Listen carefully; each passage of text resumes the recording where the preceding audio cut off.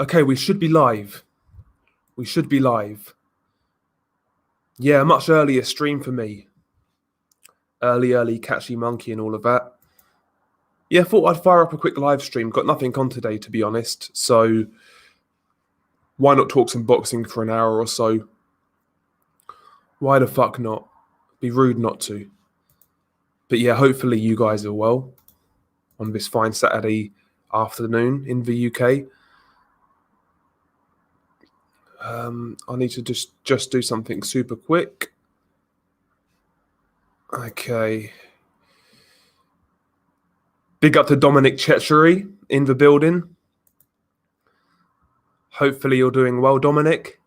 Yeah, I've seen that, Dominic. I've seen her opponents, Miss Titties, Ebony Bridges. Yeah, I've seen her. That whole build-up to that fight online, just like watching the simps go back and forth, it's hilarious, honestly. I'm not interested personally in that fight, but the reaction to it, the build-up to it has been kind of funny, just from an outsider looking in. If you look on Twitter, man, look at some of the threads for this fight, the weigh-in. It's crazy, honestly. It's absolutely crazy. And listen, man, I'm not mocking anybody who likes female boxing. I'm just having a bit of fun ultimately. But there are a lot of simps out there who are into that fight. Like major simps.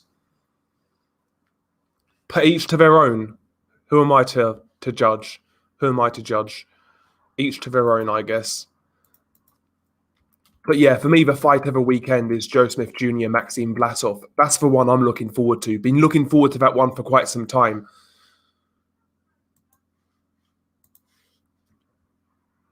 Yeah, but big up to Dominic. Dominic says he hopes Shannon loses. So does Intangible. I think everyone does. Even people in the UK don't like Shannon Courtney. She just seems... She's just really abrasive, man, as a person. And I was saying this for a long time, way before those tweets came out, and people were calling me, like, oh, you're a misogynist, you're a blah, blah, blah. It's obvious she was a fucking scumbag from get-go. But there we go. There we go.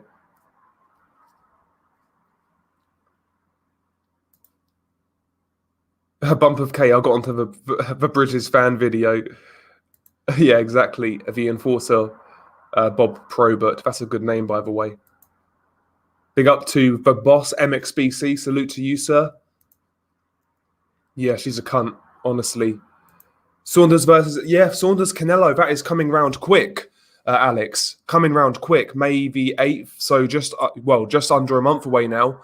Yeah, that fight's just after my birthday. So yeah, it's gonna be a decent fight. I think when it gets closer, I'll look forward to it more. One thing I am pleased with is Billy Joe actually seems to be taking this seriously. He's in good shape.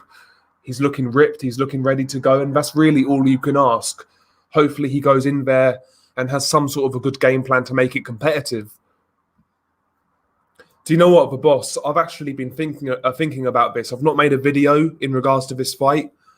But I make you right. For some reason, I think Benn's going to have some hard moments in that fight. Even against Virgil Ortiz Jr., like, Vargas was having a bit of success. He was landing some shots, took some hard shots back. He's a tough dude, man, Samuel Vargas. He's a real tough dude. So I think it's going to be a decent scrap. I think Benn's going to win. I think he'll be a bit too active, a bit too quick. But I don't think he's going to have it all his own way. Put it that way. I really don't.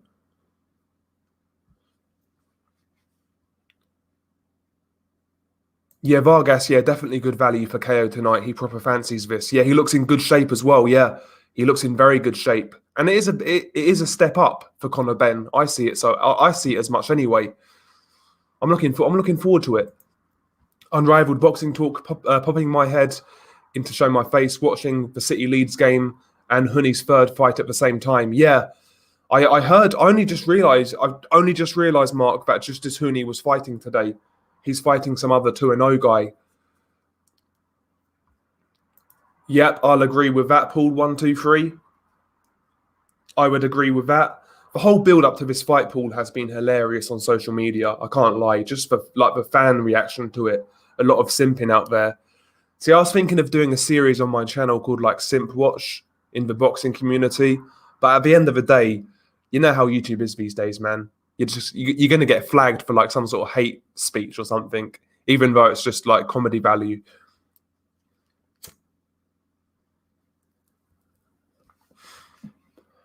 Exactly, yeah. Vargas is a real gatekeeper. Bump of K, real gatekeeper. Yeah, I agree, Dominic. I think City are going to smash Leeds. Leeds are they are way too offensive. Leeds United away from home, and they'll get torn apart by City. Yeah, I agree with this. Yeah, I totally agree with this. If Benn wins, I want to see Benn versus Avanesian next. Eddie Hearn is building Benn properly. I agree. I think he's being matched well right now. If it's not Avanesian, then maybe that Michael McKinson who beat Chris Congo, maybe him next, and then Avanesian, something like that. Those would be good step-ups for Conor Benn. I'll tell you what as well, Conor Benn, when he turned pro, I wasn't really interested. I didn't rate him whatsoever. But as he's kept on fighting, I've kind of warmed to him, to be honest, Conor Benn. He seems like he's got his head screwed on. He's definitely improved more than I would have imagined. So, listen, I can't hate on Conor Benn. I can't.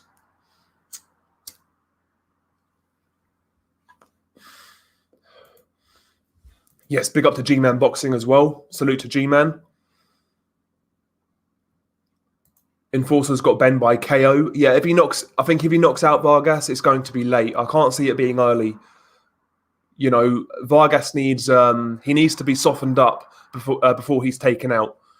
He's not going to go down from like the first shot. He needs to be softened up. Carlos Mendoza, did you see the Fight Hype video trailer? Chuck Liddell, Oscar De La Hoya versus Chuck Liddell. Yeah, that'll be embarrassing. Did you see Chuck Liddell in that fight with Tito Ortiz? The last one, where both guys were like 45. Chuck Liddell looked like a crab, honestly. He had so little movement, slow as molasses, no punch resistance. He looked terrible, man.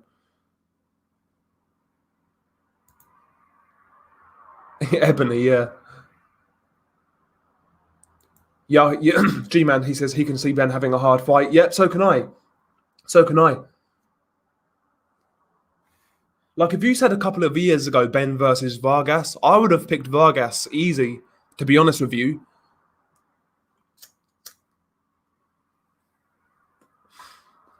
I'm talking about the time when Benn rematched Pianord. If you said Vargas at that time, I think Vargas would have easily won. So it's a big step up. Yeah, I agree, Rapstar. I hope Benn puts on a good show for the fans. Yeah, exactly. 100%. I think he will do. He's fun to watch. Big up to Michael Ortega. Salute to Michael. Simp watch. Yeah, exactly. It'd be funny, man. There's so many on Twitter, bro. Seriously. Listen, if you like female boxing, fair enough. But some of these guys take it way too far. Like debating on the underwear row and shit like that.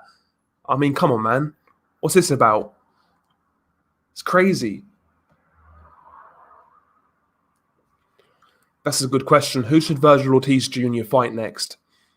If it's not like a Terence Crawford, that's the fight he apparently wants. If it's not that fight, someone like Ray Robinson, who's awkward, who's tricky, who's rangy, defensively sound. We've not really seen Virgil in with that type of guy. So I would say Ray Robinson, or maybe even David Avanesian, who's like, I know he's aggressive and whatnot, but I'd like to see Ray Robinson, to be honest. That could be a good point. Benn isn't fighting big punches, though. Cherry-picked resume, hiding Glassdale, yeah? He could be. I would say Vargas can definitely get your respect, though. He's not like a pillow puncher, Samuel Vargas. He can definitely get your respect. So, you know, we'll see. We'll see what happens. Oh, really?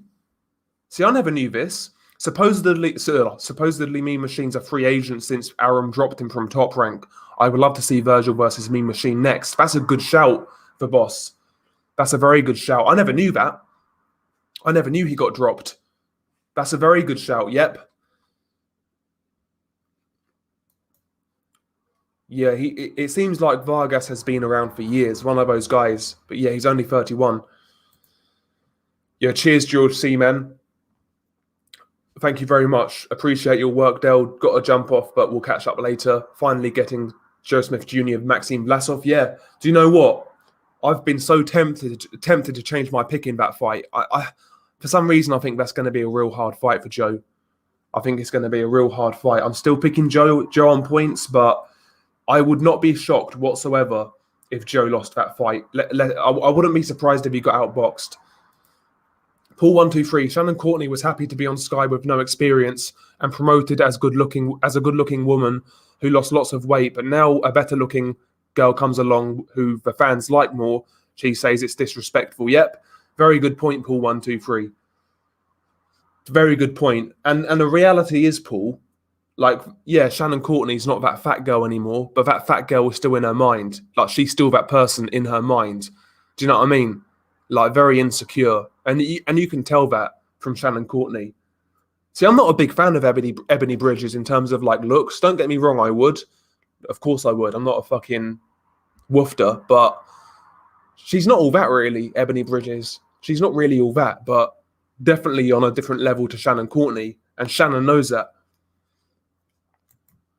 Yeah, DMX passed away yesterday, yeah. Yeah, rest in peace, man.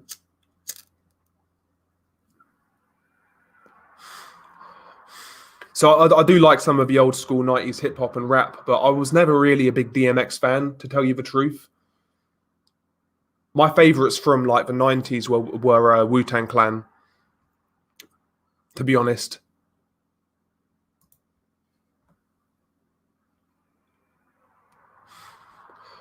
Yeah, Shannon, cunty insecure as fuck soon as a better looking bird comes along. Yep. G-Man Boxing. Bridges and Courtney did a gloves are off type of thing. Adam Smith was the host. I'd say both girls feared for their lives at that moment. Yeah. You know, Adam was like, they was thinking to themselves, why is the table raising slightly? Like, Jesus Christ, Adam Smith, man.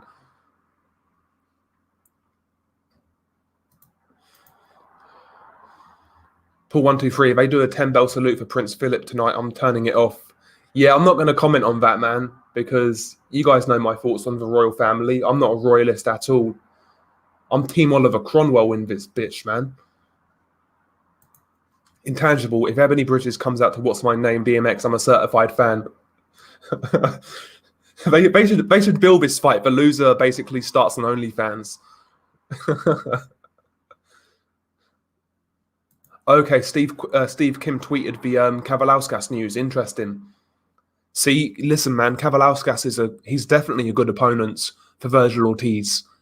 And I tell you what, if Conor Benn is feeling really fucking ballsy, why not Conor Benn Kavalauskas after this fight? That would be a hell of a fucking step up. If Conor Benn took that fight, everybody would be gassed. I would.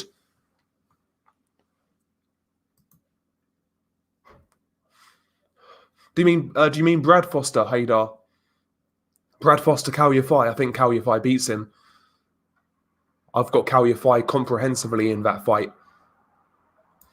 Toby plays for the Triller card. I'm only really interested in Prograis versus Redcatch, which isn't a bad fight.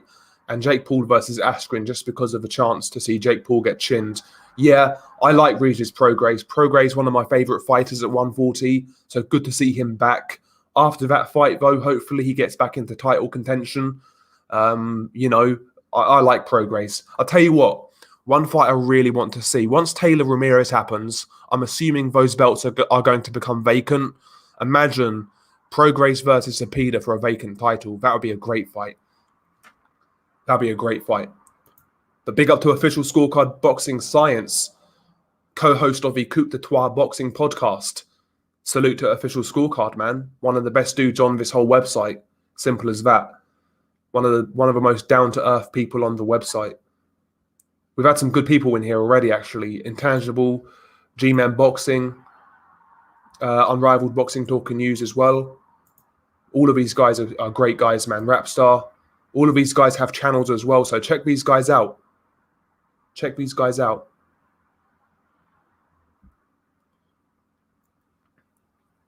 Salute to Sean Fowler as well. Big up to Sean.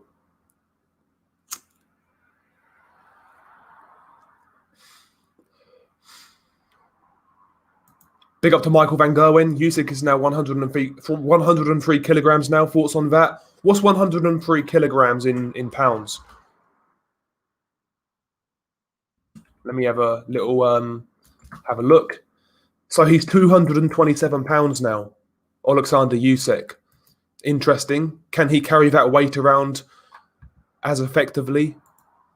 Is that going to affect his stamina, his punch output, his foot speed? Is it going to improve his punch power? It's going to be give and take. Of course, when he comes in at that weight, it's going to improve certain things, but he might lose other attributes. So we'll have to see. It's hard to say with Usyk right now. A Blacks 03, he says, has Ebony Bridges got fake tits? They look fake. They are 100% fake, A Blacks, 100%. Which kind of makes you question, if you're Shannon Courtney, would you target those titties? You know, because ultimately that is the body. So surely that is legal. That's what I would do if I was Shannon Courtney. I'd target those titties, if I'm being honest. Like she's like the female Mike McCallum, but she's the fucking titty snatcher. That's what she should call herself. Work those titties and see what happens. Use them like speed bags. Nah, it sucks, Hader, to be honest with you. I like the main event, Hader. I like the main event. So the main event is fine. It's a good fight. But that fight needs a real strong undercard, and it doesn't have one, in my opinion. Like Eubank Jr., big name, but he's in there with Marcus Morrison, who lost to Tyan Booth. That's a mismatch. Dimitri Bivol, very talented fighter, but he's in there with Craig Richards, another mismatch. Like, these are good names, but they need to be in stronger fights. If that main event had a real strong undercard, I would have no complaints. But the undercard to me looks pretty poor. Did you see the face-off between Bridges and Courtney? Felt uncomfortable not being able to see what Adam Smith's was doing with his hands. Yeah, Adam Smith's hands were not spotted once in that video. Oh, dear.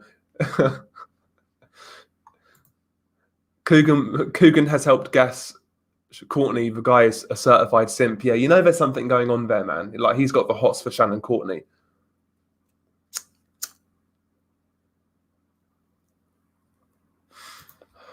I was listening to Wu-Tang last night, Alex, funnily enough. Blasting a bit of Gravel Pit. I love Wu-Tang, man. I love Wu-Tang. I like the dirt. It sounds like, you know, like the instrumentals and whatnot. It just sounds more grimy to me. That's what I like in hip-hop. I'm not really a big fan of the... I'm not really a big fan of, like, the commercialized stuff. Like, I was never really a big fan of Tupac or Biggie, for example. Gamal Yafai. Okay, Gamal Yafai versus Brad Foster. Good fight. Very good fight. Gamal Yafai looked pretty good in his last fight for the European title. He looked like he improved, actually. So I see that as almost like a 50-50. I might favour Gamal. Hits a bit harder, but it's a good fight. David Copperfield. No way those two women left a room with Adam Smith's hands going to work.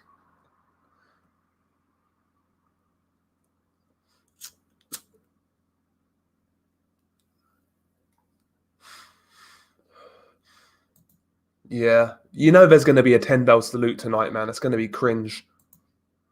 MB, looking forward to seeing Jaron Ennis taking a step up tonight. Yeah, good fight. Good fight.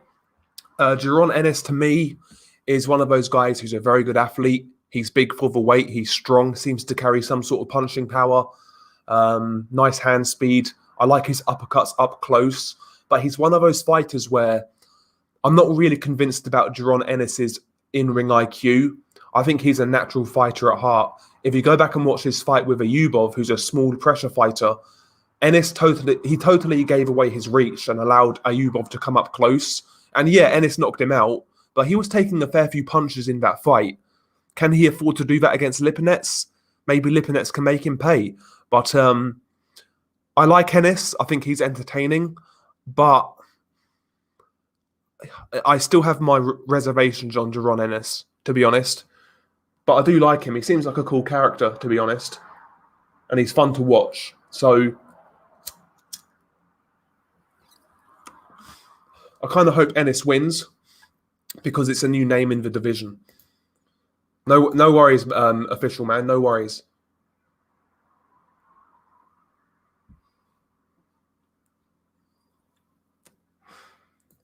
So yeah, if you go back in the chat, look at Official Scorecard Boxing Science, very good channel. Unrivaled Boxing Talk and News, excellent channel as well. G-Man Boxing, another excellent channel. Intangible Boxing News as well. All great channels. Adam Smith sniffed for chairs after that face-off was done. Yeah, you know, after those two girls fight, yeah, Adam's gonna say to the fucking the ring people, I'll clean those stools. Just leave them to me.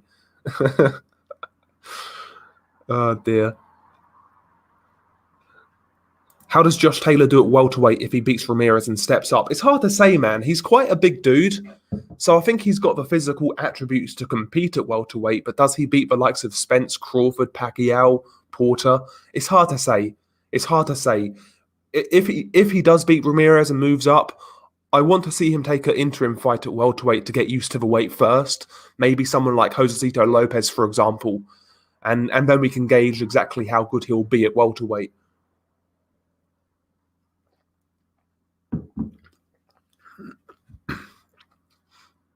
Oh, God. I don't even think Ebony Bridges looks peng. She looks like a he-she. I wouldn't say she looks like a he-she, A-Blacks, but she's not like, you know, you wouldn't stop in the street and... I'd look at her tits, don't get me wrong, but she's not one of those who I'd, like, run home to and have a wank straight away after seeing her kind of thing. She's all right. She is what she is, really, you know? She is what she is.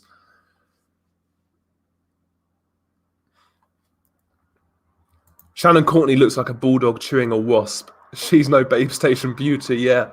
Like, she's one of those girls you'd pick up on a night out after a few pints. You know what I mean? She'll be game for anything. You know, she'll do the job. She'll suffice. She's that sort of girl, Shannon Courtney. We've all done worse than Shannon Courtney, let's be honest. Mr. Relaxed. Joe Smith Jr. versus Maxime Vlasov. What a fight. Alex Espinoza versus Cash Farouk could be good as well. Yep, I'm looking forward to seeing Cash Farouk again. I like him. Good fighter. But Joe Smith Jr., Maxime Vlasov, fight of the weekend, without a doubt. I think Joe Smith Jr.'s activity, his power, will be a bit too much for Vlasov, but I don't think he'll knock out Vlasov. I think that goes to points. Vlasov has a very good chin. He does. He's got a very good chin. Adam Smith, David Croft, to name a few, all Sky commentary, all absolutely pathetic excuses for men. Sky really love getting weak guys to commentate. Yeah. It's insane, bro. It's insane. That's why I'm kind of hoping, like, I wonder what happens with this Matchroom Sky deal. My theory is, with this whole Matchroom and Sky situation, I think what we'll see happen, this is my theory, I think you'll see, so Matchroom regular UK shows, they will go to DAZN UK, but Sky will keep the big pay-per-views. So like White and Joshua, they'll keep those fights. That's what I think is going to happen, because DAZN UK needs some more content.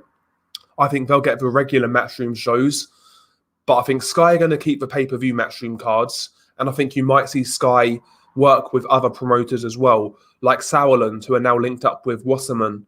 I think that's what's going to happen. Maybe I'm wrong. But I think something different is going to come out of that Sky deal, you know. What do you think about Huey Fury versus Derek Chisora? I mean, if it happens, I'll watch it, but not really a fight I'm all that interested in. I'd rather see Huey fight someone like Martin Bacole, someone a bit fresher, you know, on the come up. I'd rather see that fight. Huey Fury, Martin Bacole. I think that'd be a decent fight. I think the boxing world would lose it, Alex, if Billy Joe pulled off the upset. And, you know, from a UK perspective, if Billy Joe were to beat Canelo, that'd be up there with the biggest wins for a British fighter away from home, full stop. Honestly, it'd be up there. I can't see it, though. I can't see it. I think Canelo is far too much of a professional to allow Billy Joe to beat him. Ramirez might beat Taylor, very overlooked by the British fans. I agree, Bump of K. I've seen people out there say that's an easy fight for Taylor. I totally disagree. Ramirez, man, he's a fucking tough bastard. He's got a good chin. He's got respectable power, a good work rate, relentless pressure. You're not going to discourage that guy, man, from coming forward. So If Taylor needs to box and move in that fight and fight at times, he needs to mix it up. You know, he's going to have to fight 2 box, if that makes sense. There's going to be times where he needs to trade and mix it up with Ramirez, but I don't think he can. I think doing that for the whole fight is very risky against Ramirez. I don't think that fight is going to end in a knockout. I think that'll go to the points. I had a look at Tony Bellew's OnlyFans page before. £5 for him to blow a kiss, £10 for him to bend over, £20 for him to say your name and rub himself. See, that's an okay fight. Hughie Fury versus Junior Farr. That makes sense. I'd watch it. Yeah, that makes sense. See, these are the sort of fights Hughie should be taking. Guys like Junior Farr, Martin Bacole, because ultimately Hughie Fury, every single time he stepped up, he's gone from fighting pure bums to then fighting Joseph Parker or Kubrat Pulev or Alexander Povetkin. He needs these sort of interim fights in the middle to prepare himself, in my opinion. G-Man Boxing, I think if Sky just kept pay-per-view, it would only last so long. DAZN would want the big fights all over. Yeah, that's true, G-Man. That is true. And ultimately, like I say, DAZN UK need more content at the end of the day. They can't afford... They're not going to stick around at $1.99 per month. They're going to want to get more content, up that price. And ultimately, if they do that, they're basically relying on Eddie Hearn to sell that product to UK fans. So we'll see. I think it'll be hard. Honestly, I think DAZN UK, man, it's not going to be easy for those guys.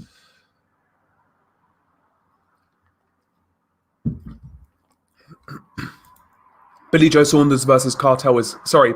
Billy Joe Saunders versus Canelo is Cartel Wars. Kinahan making ties. Yeah. I'll tell you what, though. Listen, Daniel Kinahan's a bad man, but he ain't got nothing on those Mexican cartels, man. Those dudes are fucking psycho bred. Honestly, those guys are psycho bred. Those Mexican cartels, man, don't fuck around. Did you see what Tyson and AJ have said? Sorry, did you see what Tyson and AJ have said? Joshua Fury is going to happen. Yeah, I saw that. Apparently, the sites have now been like, the offers are out there, and both parties are going to look at it over the weekend. And hopefully this weekend we have some sort of announcement or on Monday. That's what we want, man. But yeah, I saw Tyson Fury's video from last night. He seemed positive. So hopefully it happens. And I'll tell you what, Tyson Fury, I made a video on this a little while ago. How should Tyson Fury approach that fight? I say box and move. Make Joshua take the lead. Make him be the aggressor. And from what I see of Tyson Fury, the type of shape he's in, I think that's what he's going to do. He looks very slim, Tyson Fury. I think he's going to be boxing with mobility in this fight. He's not going to be walking down Joshua. That is very dangerous. He's going to be boxing Joshua, in my opinion. No commercials, Garcia. He says versus Pacquiao. Who are you talking about? No commercial. Fury starting his camp in Vegas this weekend. He's linking up with Saunders tomorrow. Interesting. Yeah, that's a good fight. Hughie Fury, Oscar Rivas. But apparently Oscar Rivas is fighting Bryant Jennings for the Bridgerweight title. First ever Bridgerweight title fight. Oscar Rivas, Bryant Jennings. That fight's basically been agreed. And the WBC confirmed it. So Oscar Rivas is going to be out of action. He's fighting Bryant Jennings. And the winner of that fight is crowned the greatest Bridgerweight of all time. So, there you go.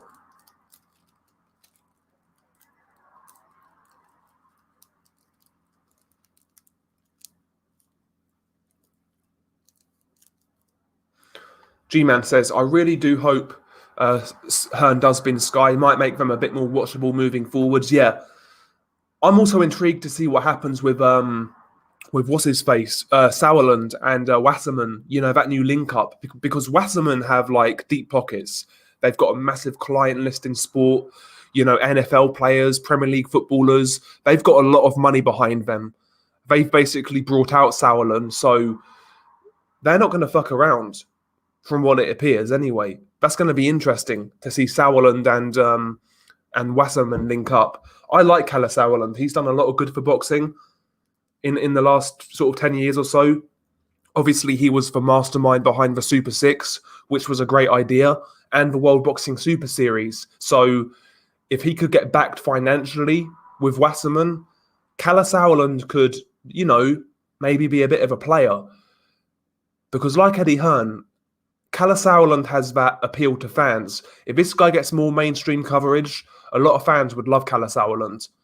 He's got that banter quality. He's he's a fun dude, man. So listen, man, that could be a good little link up. Could be a good link up. DAZN would need all of Matchroom's stable, and even then, would you pay £10 or £20 a month to watch standard Matchroom shows? Exactly, AA Boxing and Blunts. That's the thing. I'm intrigued to see what happens with DAZN UK. I really am. At $1.99, it's been good value, to be honest. I've got some good fights out of it. Garcia Campbell, Rakhimov Diaz, the Canelo fight, of course. That's worth £1.99 a month. Yeah, I like Justice Hooney. Yeah, he's fighting in a bit, yeah. Chisora Brown, no way, man. Lucas Brown is shot these days, Mr. Relax. He'll get fucked up. Lucas Brown has nothing left. I think Chisora goes through him like a doorway, in all honesty. Exactly, yeah. Huey Fury, Martin Bacole makes sense. Yeah, I agree. That makes sense. Thoughts on Chesney Hatton? Do you mean Campbell Hatton? Chesney. Hard to judge from one fight, but he had no amateur experience. Tries to fight like his dad, but he's not got the frame for that. Needs to be an outside fighter. Yeah, I wasn't impressed, to be honest, Paul, with Campbell Hatton. I wasn't impressed. But having said that, I wasn't impressed with Conor Benn when he turned pro, and look how far he's come since then. So listen, I wouldn't rule out Campbell Hatton, but I'm not really expecting anything from him, if I'm being honest. I'm not really expecting anything at all from Campbell Hatton. And it's not really going to do him any favours, him fighting on big pay-per-view cards where all the world is watching. He needs really to ply his trade for a couple of years on small hall shows and then maybe get televised.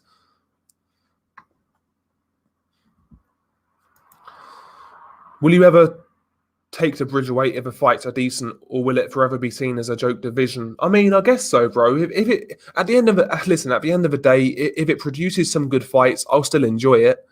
But it'll definitely take me some time to get used to it and appreciate it and really accept it for a division. But listen, the cruiserweight division at one point was like that, and so was 168. All of these junior divisions, they were kind of viewed the same at certain points in time. So listen, the longer that division sticks around, the more fans would accept it. That's just the way it goes. But who knows, man? Maybe, listen, I try not to be so fucking negative. If it produces good fights, it produces good fights at the end of the day. Peter and Eddie gave an interview on IFL. Both said 3 fights this year for Huey, starting early May, possible May 1st, against 2 touches, then step up to a top 15 fighter, saying Hunter if Hrgovic won't. Interesting, yeah.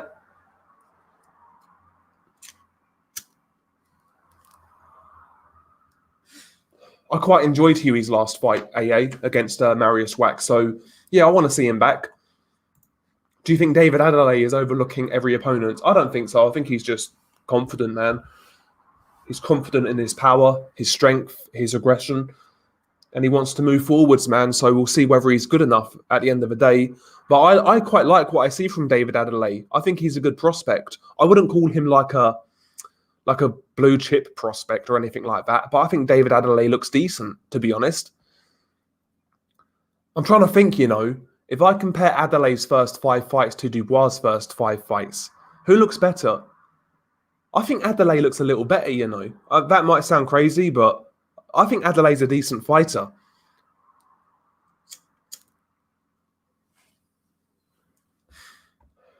Because Adelaide wants to fight... what's his name? Nathan Gorman. Yeah, I like Kalle Sauerland, G-Man. I like Kalle Sauerland. He's one of those people in boxing you'd want to party with, Kalle Sauerland. Like, I'm not one of these people out there who want to do interviews with fighters or promoters. Not my thing. I just don't like the idea of interviewing fighters, to be honest. But there are a few names in boxing I would like to talk to. So Kalle Sauerland would be one, for example. Al Siesta would be another. There's not many people though in boxing I'd like to talk to. I don't like the interview format, but there are guys out there in boxing I'd like to talk to, no doubt. Oh, you mean Leon Edwards and Nate Diaz? I've got Leon Edwards. He's been too active. Michael Van Gerwen, been too active.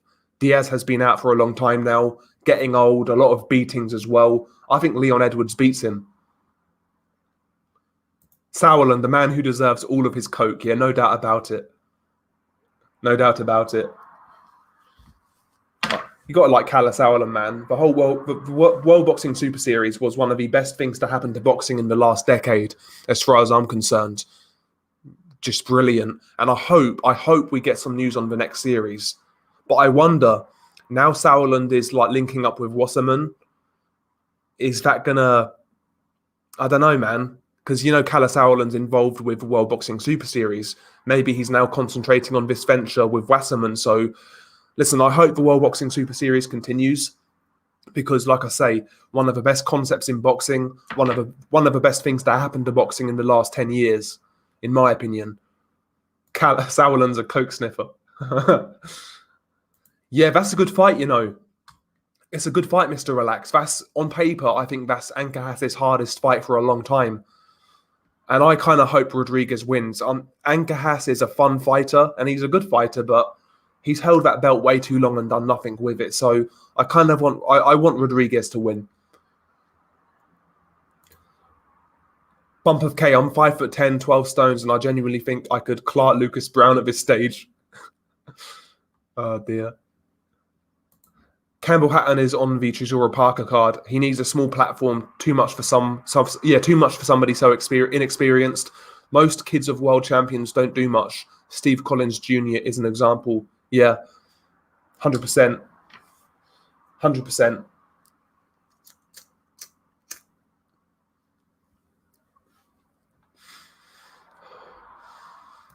Could you do a video on ranking promoters, pundits? That's a good idea, Haydar. That's a good idea. Yeah, maybe in the future. That's a good idea. With pundits, though, Haydar, man, I would really struggle because there's not many pundits in boxing I rate right now. I think commentary in boxing right now is as bad as I've ever remembered it, if I'm being honest. The best commentary for me is ESPN with Timothy Bradley and Andre Ward. And even those guys at times are pretty poor. But I think they're the best out of all of these different networks. I think DAZN commentary is horrible. PBC commentary is horrible. Sky Sports commentary, horrible. BT's not too bad, actually. BT's okay. But yeah.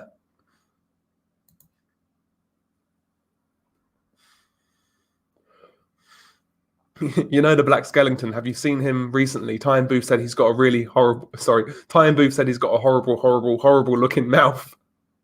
Yeah, I've not seen the Black Skellington for a while. See, I actually quite rate him as a commentator, A-Blacks. I quite rate him. I quite like him. Big up to Alex. He says, hey guys, I'm Mexican-American and live in Dallas, Texas, but I'm curious. Is Canelo big in Great Britain?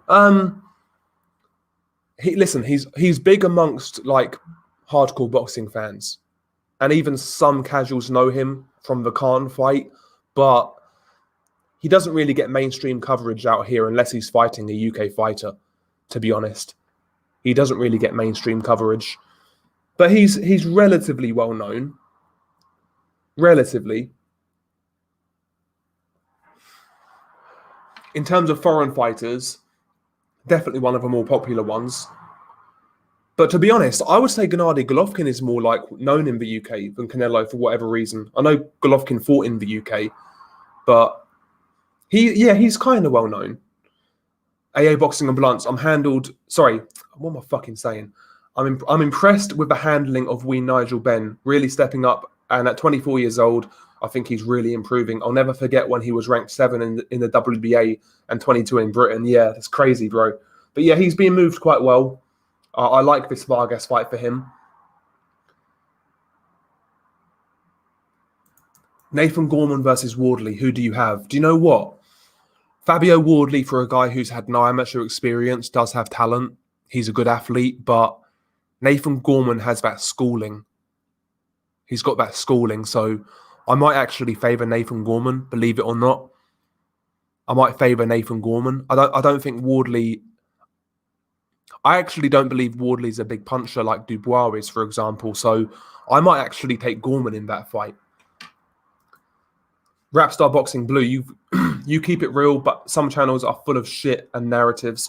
Yeah, listen, Rapstar man, I appreciate that, by the way, I really do. I listen, man, I've noticed that. That's why, for the most part, in the last, how long has it been now? Probably the last year or so, I've kept myself to myself. I've not had anybody on like live streams. I've kind of kept solo. I've not really gone on many panels. And that's the reason, man. At the end of the day, bro, all I want to do is talk boxing. I don't want to get involved in some fucking slanging matches and shit, because at the end of the day, what's the point? You can't put hands on them. Nothing's going to come from it. So what's the point getting aerated and angry and shouting online, man? I just can't be arsed with it, bro. Honestly, I really can't. And yeah, I know what you mean, bro. The whole YouTube boxing community is toxic as fuck. I don't like the way it's becoming, to be honest. But at the end of the day, all I can do is just create content that I would watch, basically. So I like doing things like predictions or fucking post-fight reviews and shit like that. Just basic shit kind of thing. But these days, people talk about A-side, B-side, purse splits and all this shit, man. It's just like, rah. What's wrong with these people, man? The way these guys talk about other fighters' money, you'd think they were getting a cut. And imagine these guys were as good with their own finances as they are with fighters' finances. These guys would be fucking millionaires, man. It's insane. It's insane. Alex, he says, all of my mates are casuals, but I'd say most of them watch Canelo. Yeah. Like casual boxing fans, hardcore boxing fans, they know who Canelo is in the UK. They know who he is. But like general sports fans, though, they're not really as clued up, I would say. Yeah, a few people are backing Rodriguez. The odds on him are very tempting. Yeah, he can definitely punch a bit. I'm not really too familiar, Andre. I'm not too familiar. I don't really like follow female boxing, so I'm definitely the wrong person to ask in regards to that one. Big up to Apology, man. Salute to Apology.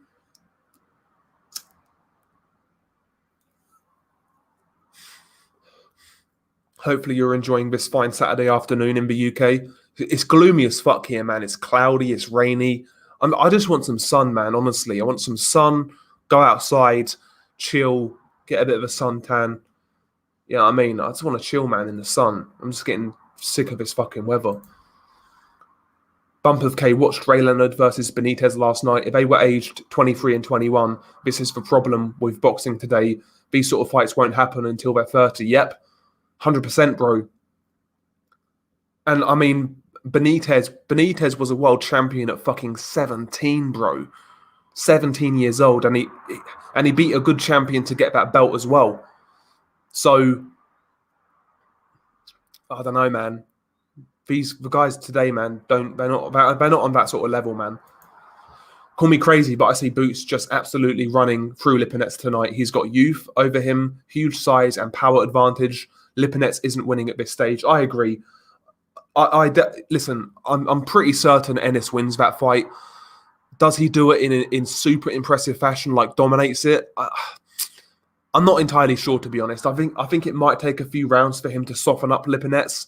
Lipinets has heart. He's got a good chin. He'll keep on coming forwards. I think it might take him a few rounds, but I think he'll always be in control, kind of thing. How do you rate Mick Hennessy's stable? Who's he got now? Sam Eggington, Isaac Chamberlain. His stable these days and is not really all that great, to be honest. Purse bids on April 20th for Hergovich Hunter. Yeah, those purse bids got delayed. It was supposed to be on like April 3rd or something like that, and it got delayed.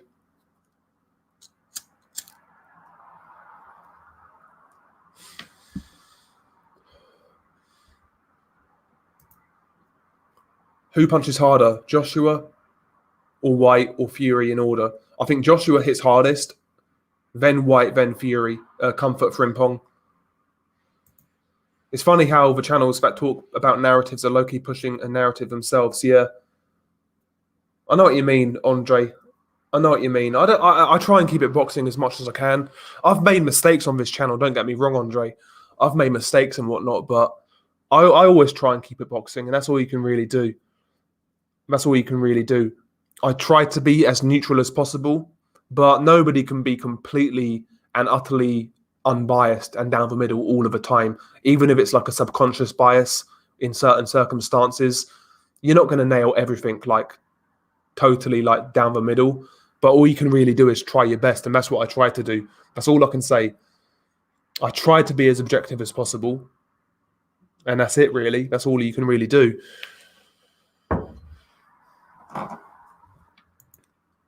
Or you could do a video ranking boxing managers. Yeah, that's a good shout. Joshua or Vladimir Klitschko, who punches harder? I think Klitschko. Yeah, I would say Klitschko with the straight right hand and the left hook. I would say Klitschko's got like bigger one-hitter quitter power, I would say. Yeah, I'd say Klitschko. Hrgovic Hunter, who wins? I think that's a tough fight for both guys, but I think I would definitely favour Hrgovic, being like 6'6", you know, a big dude, real heavyweight. I think he'll beat Michael Hunter. I do. Hrgovic is like he's like I don't want to say a poor man's, but he's like a B-Tech Vitaly Klitschko in his style. He kind of paws his jab, he'll lean back, and he's going to be very hard for a smaller fighter to catch on the chin.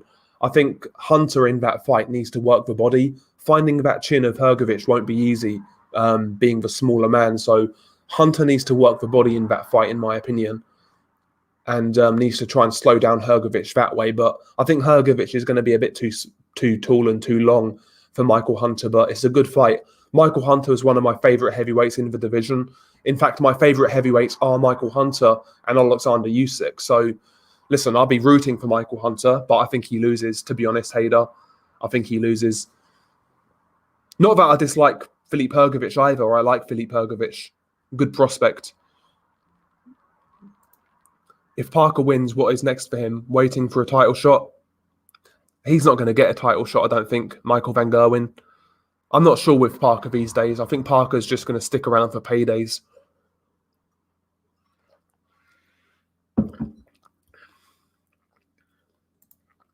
Oh, that's great news, Andre.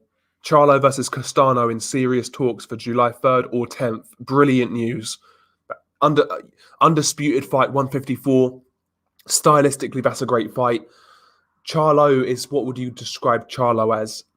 Boxer, like a boxer puncher, I would say.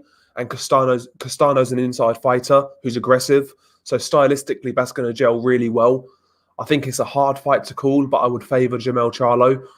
Very good fight. Very good fight. And Jermell Charlo deserves credit, to be honest. A lot of American fighters right now are getting criticised. Guys like Wilder, Crawford, Spence for not really doing enough. And that's fair enough. I think that's justified. But Jermell Charlo right now is actually putting in work. You know, he's got a good resume right now. Beat Martirosyan, Tony Harrison, Erickson Lubin. And people would say, well, Erickson Lubin weren't shit. Again, I think that's disingenuous. Go back at the time when that fight was going to happen. A lot of people were picking Lubin to win that fight, and Charlo blew him away. So, you know, Charlo right now is building a good resume. Jason Rosario, who is a champion. Charlo's doing some good things right now, Jermell. So, yeah, man, Jermell deserves credit. Who's the funniest guy in the boxing community? Ty and Booth. 100% Ty and Booth. I quite like Ultra Tech as well. He's quite funny. I see Ultra Tech started to do live streams as well, actually. They are quite fucking good. XMB45, Mikey Garcia apparently said that Lipinets is more heavy-handed than Spence. Should be interesting with boots. Yeah, that's interesting. Yeah, because Mikey actually got buzzed up a couple of times in that fight. His nose got busted up, and he was definitely uncomfortable in that fight, XMB. Big up to Matt, by the way, man. He says, "Hey mate, dropping in late, but hope you're doing well." Yeah, bruv, I'm doing well, man. I'm doing well. Got a lazy day today.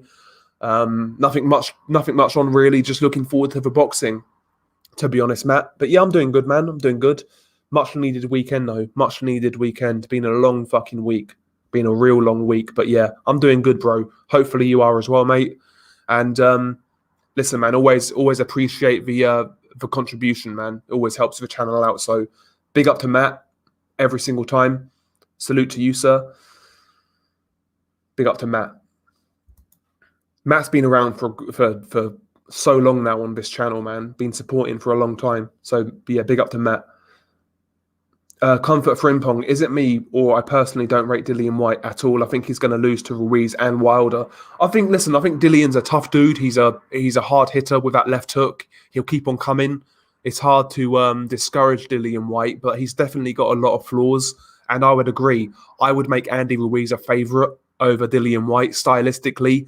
I think, listen, Dillian likes to get involved, and doing that against Andy Ruiz, who's much more compact, who's got better timing on the inside, who's got quicker hands, better combinations, more compact shots. I could see Dillian getting taken apart on the inside and at mid-range against Andy Ruiz. He would need to box Andy Ruiz behind a jab to win that fight. Deontay Wilder, I would still favour Deontay Wilder to beat Dillian White, if I'm being honest. You know, people say about Wilder's skill set, but Dillian is so fucking raw as well. Makes a lot of mistakes defensively, throws himself off balance. You know, on the outside, I don't really think Dillian can outbox Deontay without catching something big. And to get to the inside, Dillian needs to take risks. And he leaves himself open a lot. I can easily see Dillian getting walked onto that straight right hand and getting knocked out. Stylistically, I think that fight, you know, I think Wilder's got a great chance in that fight. Another thing we have to consider, Dillian White is obsessed with Deontay Wilder. There's some real beef there, and that stems from Deontay Wilder allegedly banging his girl. So Dillian has got real personal grudges going into that fight, and that makes you fight a certain way. He's obsessed with Deontay Wilder. Can he really hold it together emotionally on that night? I'm not sure, man. I think Deontay could knock Dillian clean out. I really do. I know people like to shit on Deontay Wilder, and I understand why, but listen, I still want to see Deontay fight again. You know, for better or worse. That's a good fight. Joyce versus Parker. Good fight. I think Joyce beats him, though. Yeah, I like what I see, Alex. I like what I see. He's losing some weight. You know, he's taking it seriously. He's training every day. I don't really think too much of the Areola fight, to be honest. I think that's basically a gimme. But yeah, I want to see him. Listen, I want to see him back. I want to see him active. And I want to see Andy actually give it a real go. Train hard, you know, dedicate himself to the sport, because he does have talent. He does have ability. So I want to see what happens if Andy Ruiz goes in 100% and really gives it his all. That's what I want to see from Andy. But I like what I see from that partnership so far. I like what I see. Yeah, people are saying White beats Wilder just because they don't like Wilder. Yeah. Listen, Wilder is definitely susceptible to pressure, right? Well, I think we can understand that now. He's definitely susceptible to pressure. But Dillian does not have the attributes that Tyson Fury does. You know, Tyson Fury had the head movement to apply pressure. He had that feint game. He had the double jab. He had the size. He had the reach. He had the weight. You know, he had the better inside game, arguably. He had the faster feet. Like, Tyson has so many more attributes than Dillian to pressure Deontay. Dillian has poor balance. He's got slow feet. He's very inaccurate at times. He lunges in, takes risks. He leaves a lot of openings that Tyson Fury doesn't really. So, listen, if Dillian gets on Deontay's chest, he can beat Deontay, no doubt about it. But getting there is fucking risky. If you think Dillian is just going to walk in there willy-nilly and Wilder's going to allow him to get to the inside, you might be sorely mistaken. You might be sorely mistaken. By the way, lads, if you could smash the like, be much appreciated. Mr. Relax, Del Boy, it was Alex Dilmangi, Hennessy card, the Brit who was in Mexico I was thinking of. He needs a fight. Lost to Sami Aziani, September 2020, who's not had a fight since. Yeah, I remember that was a good fight, Mr. Relax. Very good fight. I remember that fight. I actually did a post-fight review for that one. Very good fight. Andre says, I don't know. Ever since Lipinets left McGirt, he's been fighting with little to no versatility. He looked horrible against Clayton. I thought Clayton won. This is short notice too, I believe. Yeah, I agree with that, Andre. I agree. I felt Clayton beat him when that announcement was made, because originally Lipinets was going to fight Abdu Kakarov, but when that fight fell through, I was disappointed. But when Clayton was named as the replacement, I said on stream, that's a very good replacement. That's a very hard fight. Clayton can box. So, yeah, I know what you mean, Andre. And by the way, I want to see Clayton again. I want to see Clayton fight again. Because I thought he quite impressed me, really. I thought he looked quite good. Is Rigo Inoue realistic? Is Rigo versus Inoue a realistic fight weight-wise? Yeah, I think so. Rigondeaux is trying to fight Casemiro next, bump of K. So if he's willing to fight Casemiro, he can fight Inoue. That fight could happen. And by the way, I like that fight, Casemiro and Rigondeaux. That fight's in talks, apparently. I like that fight. Rigondeaux back in the day, very good counterpuncher, good movement, good head movement. But Rigondeaux slowed down a lot these days. His legs have gone. So he trades a lot more now. Go back and watch the fight with Julio Ceja or Liborio Solis. He was trading a lot more in those fights. And that gives Casemiro a great chance against Rigondeaux. I think that's a very good fight, Rigondeaux-Casemiro. That could be a fun fight as well.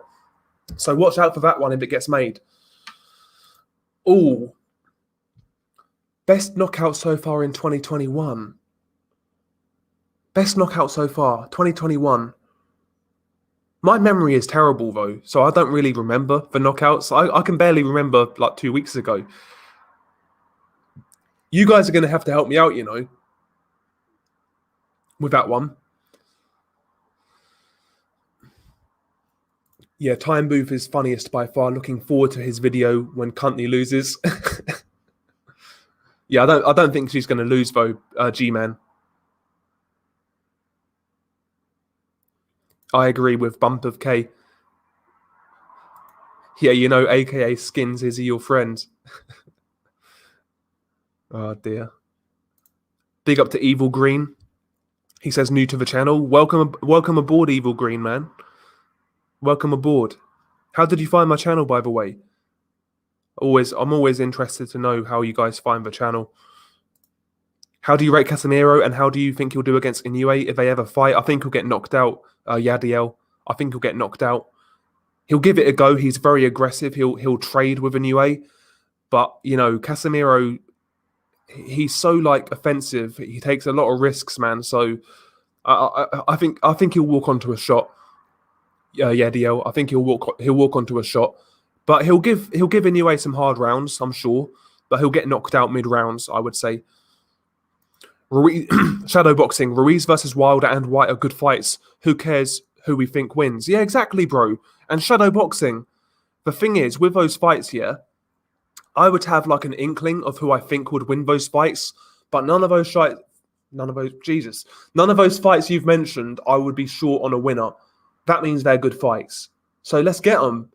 I want Wilder Ruiz, Wilder White, White Ruiz. You know, these are the fights I want, bro. Great fights. Great fights. Yeah, didn't you know? That's the story. So when these guys were in Austria, in Klitschko's training camp, apparently Dillian was seeing a girl out there, and apparently Wilder fucking slammed her. That's the story. Dillian says he fucked Wilder's current girl, but Wilder says he fucked Dillian's girl back then. That's what I gather.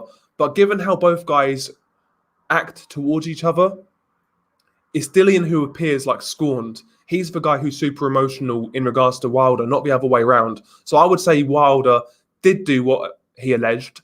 That's what I would say personally. And imagine the build up to that fight, Wilder and White. That would be carnage. Wilder White. That would be a great fight. And people say, listen, Wilder can't do this, Wilder can't do that. He's a clown. All that is true. But listen, man, he's fun. He's fun. People are too uptight, man, in boxing. People are too uptight. Let's get that fight. Wilder White. It's an amazing fight. Somebody's going to get fucking leveled. Someone's getting knocked out badly in that fight.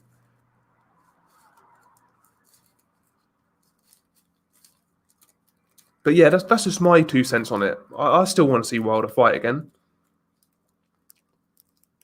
What would you rather? Would you rather keep on hearing videos about Wilder and gloves and arbitration and all this shit? Would you rather see that, or would you rather see Wilder fight again? I know what I'd rather.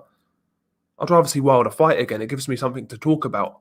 I don't want to fucking make videos on Wilder gloves and fucking all this shit. I'm just tired of that garbage. That's one aspect of this whole YouTube shit I'm getting really sick and tired of. Like grown men.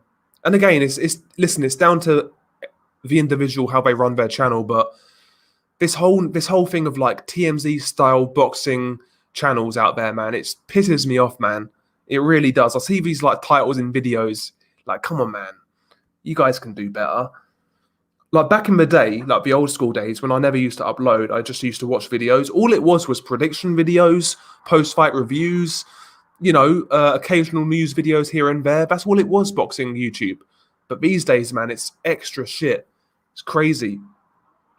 It's crazy. All of these guys, man, some of these guys are insane. Yeah, that's a good fight. Huey Fury versus Zhilei Zhang. Yeah, I think Huey beats Zhilei Zhang. Yeah, I agree, Bumper. Yeah, I agree. I think Casemiro will be one of Inoue's easier fights, to be honest. I think Inoue puts him to sleep with a sharp counter. Yeah, I agree. I think he does as well. Maybe to the body, because Casemiro doesn't have a backwards gear. Inoue is a very compact boxer puncher who can time you. I agree. Oh, yeah, the YB. Yeah, that guy's fucking hilarious, Wizard Sleeve. That guy's fucking hilarious. That guy is hilarious. Yeah, listen, Wilder's never beat a decent fighter in his life. Listen, I know people out there have overrated Luis Ortiz, but he is a good fighter. Luis Ortiz is like the weirdest fighter in the heavyweight division. The Wilder fans make out like this guy is literally King Kong, and the other guys make out like this guy is like Charles Martin. Like Luis Ortiz at his best was a good fighter. Look at what Klitschko said about him, for example, before he fought Wilder, when Vladimir was still active. Look at what he said about Luis Ortiz. A lot of people in boxing back then rated Luis Ortiz. So let's not be revisionist historians. Go back and watch the build up to that first Wilder Ortiz fight. Loads of people were picking Luis Ortiz to beat Wilder. Let's just be honest. That's the truth.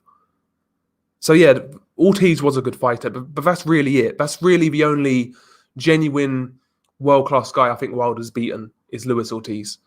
So yeah, he's beaten one proper guy. Do you think Dennis McCann is the best British bantamweight? Probably, yeah, I'd say so. He's a good prospect, Dennis McCann. Yeah, I want to see White Ruiz, good fight. Yeah, I agree. Ty Booth making more now than when he was boxing. Yeah, man, he's doing well for himself, Ty Booth. Doing well for himself.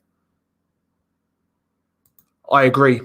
Shadow boxing. I'd lean towards Wilder, but in all honesty, it's a 50-50 fight.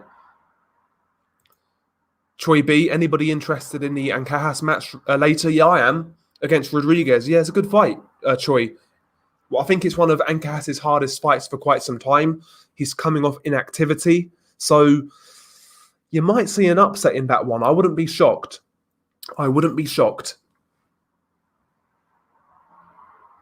Yeah, exactly, Evil Green. I agree. Don't sleep on the Mexican. Yep, he can punch. Too many people pick against Wilder because they don't like him. Wilder's an idiot, but I think he sleeps White. Yep, it's very, very possible. Very possible. Cheeseman Metcalf is the best knockout so far, I think. Yeah, that was a nice knockout. That was a nice knockout, yep. Joshua Buatsi on May 15th, along with Lerone Richards, Hughie Fury, and maybe Alan Babbage. Who does Joshua Buatsi fight, though, in your opinion?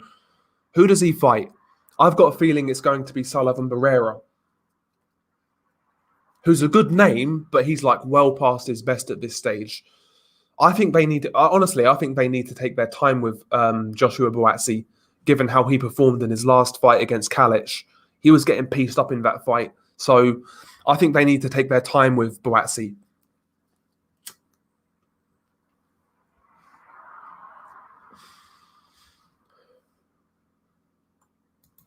How the hell has Spence managed to swindle around his mandatory for like 2 years? Who do you mean, Andre? What mandatory? Do you mean the IBF one? It's a good point. Oh yeah, Oscar Valdez-Berchelt. Yeah, that's the knockout of the year. Valdez-Berchelt.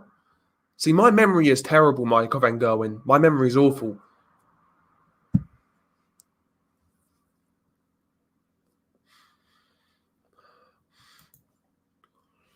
Yeah, what do you think of Lerone Richards? He can't really punch, but I like what I see technically, yeah.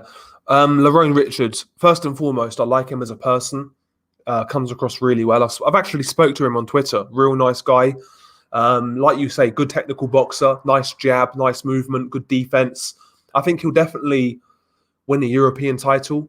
I think his next fight is against Giovanni De Carolis, who I think that is for the European title. I think he'll win that fight, but can he go above that level? I'm not so sure. I think the lack of punching power might let him down, to be honest, but I like him. Big up to Evil Green, man. Do you think Keyshawn Davis could be fast-tracked to a world title?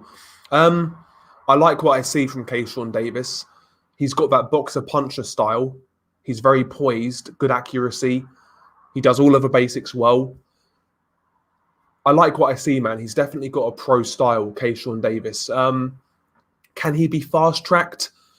To a point, I would say, yeah, but not like in his first 10 fights. Maybe like in his 14th, 15th fight. Maybe he could be fighting for a world title.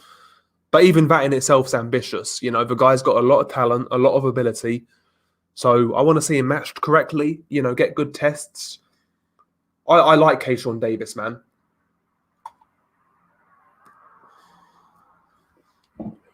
And another thing I like about Keyshawn Davis is like how he comes across in the media. That's a big thing for me. Like his head seems screwed on. He knows he's a highly touted prospect, but he doesn't get gassed, kind of thing. He knows what he needs to do. So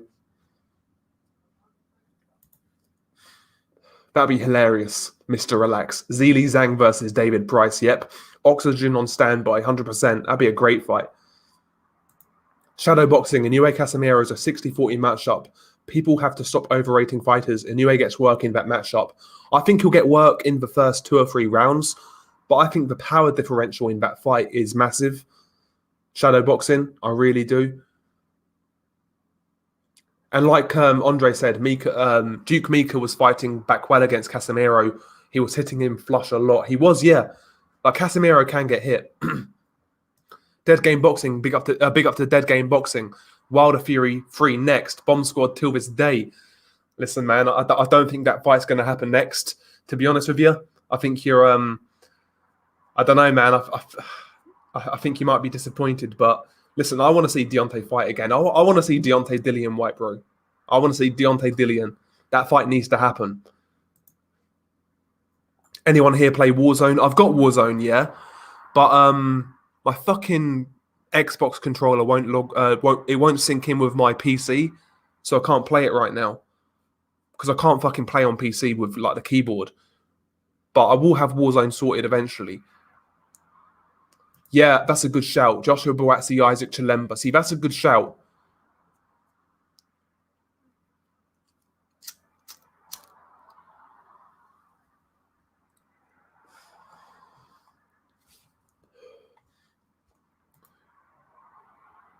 I wouldn't even mind Fury Wilder 3 if Joshua Fury isn't on. I'm not. After the second fight, I'm not really all about hype. I wouldn't be hyped for it.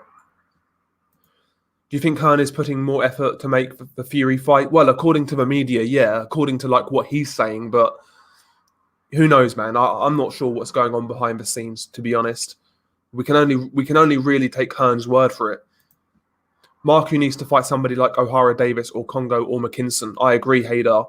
I want the O'Hara Davis fight. There's beef there. And by the way, I think O'Hara Davis could knock out what's his name? Florian Marku, believe it or not. I think Madrimov is a star waiting to fall. Once he gets in there with a guy like Rosario, he's screwed in my opinion. The thing is with Madrimov, he's a weird one. I see moments of real quality there, which very few fighters possess. But at other times, he is so vulnerable. It's like he's trying to do too much in there at times. He's got the ingredients, he's got the talent, he's got the potential, but I'm not sure about his in-ring IQ, to be honest. I'm not sure about that. So he needs more seasoning. Israel Madrimov, definitely.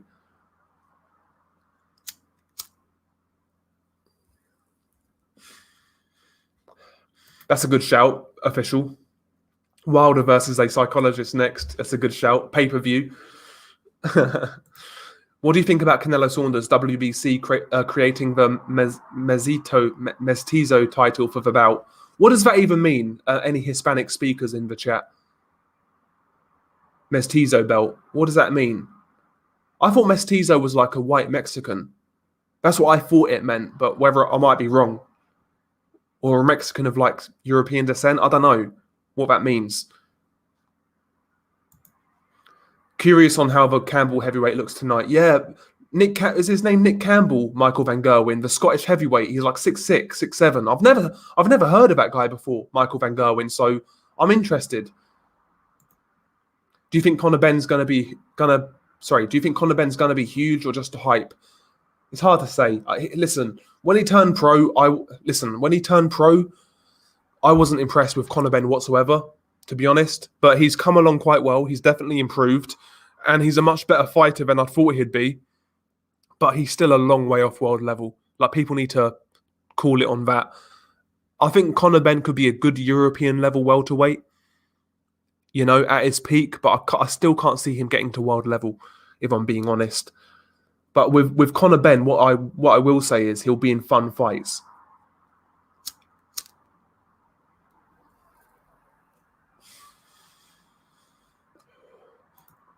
Madrimov needs to stop switch hitting. He's clearly an orthodox fighter. I think he looks better orthodox as well. Shadow boxing. Wilder's brother needs to make a comeback. Fucking hell. Yeah, no, to be fair, Andre, apparently on the undercard of Canelo Saunders, you've got Jazza Dickens versus Kid Galahad for the vacant IBF featherweight title. That's on the undercard, apparently. So that's a decent fight, I guess. So, I don't know, man. That could be a decent fight. By the way, Kid Galahad and Jazza Dickens, their first fight was actually really good. That was back in 2013 for the British title. That was actually a really good fight, believe it or not.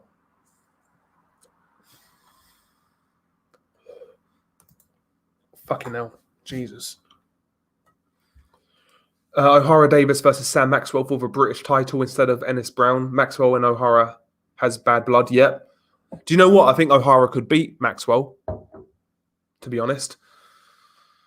Yeah, John Hedges on tonight should have lost his pro debut. How was this guy signed with Matchroom? Yeah, he looked terrible in his pro debut. He looked absolutely awful, G-Man Boxing.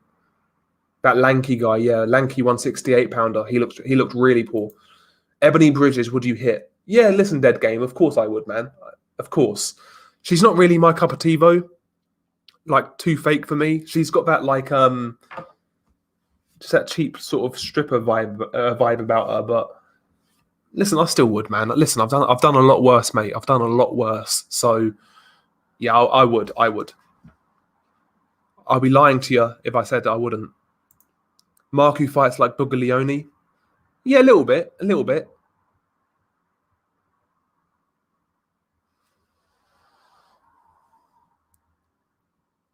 I really think Galahad would have destroyed Warrington in the rematch. Yeah, I think that fight between Galahad and Warrington is always going to be that sort of fight, to be honest. Like, kind of awkward, tricky, a bit messy. Big up to Nez Mendoza. Salute to you, sir. Smash for thumbs up. Smash for thumbs up. Yeah, I heard about this, Haydar Mahmood. Kieran Conway on the Canelo Saunders undercard. Yeah, apparently against like an international opponent as well. Who that is, I've got no idea.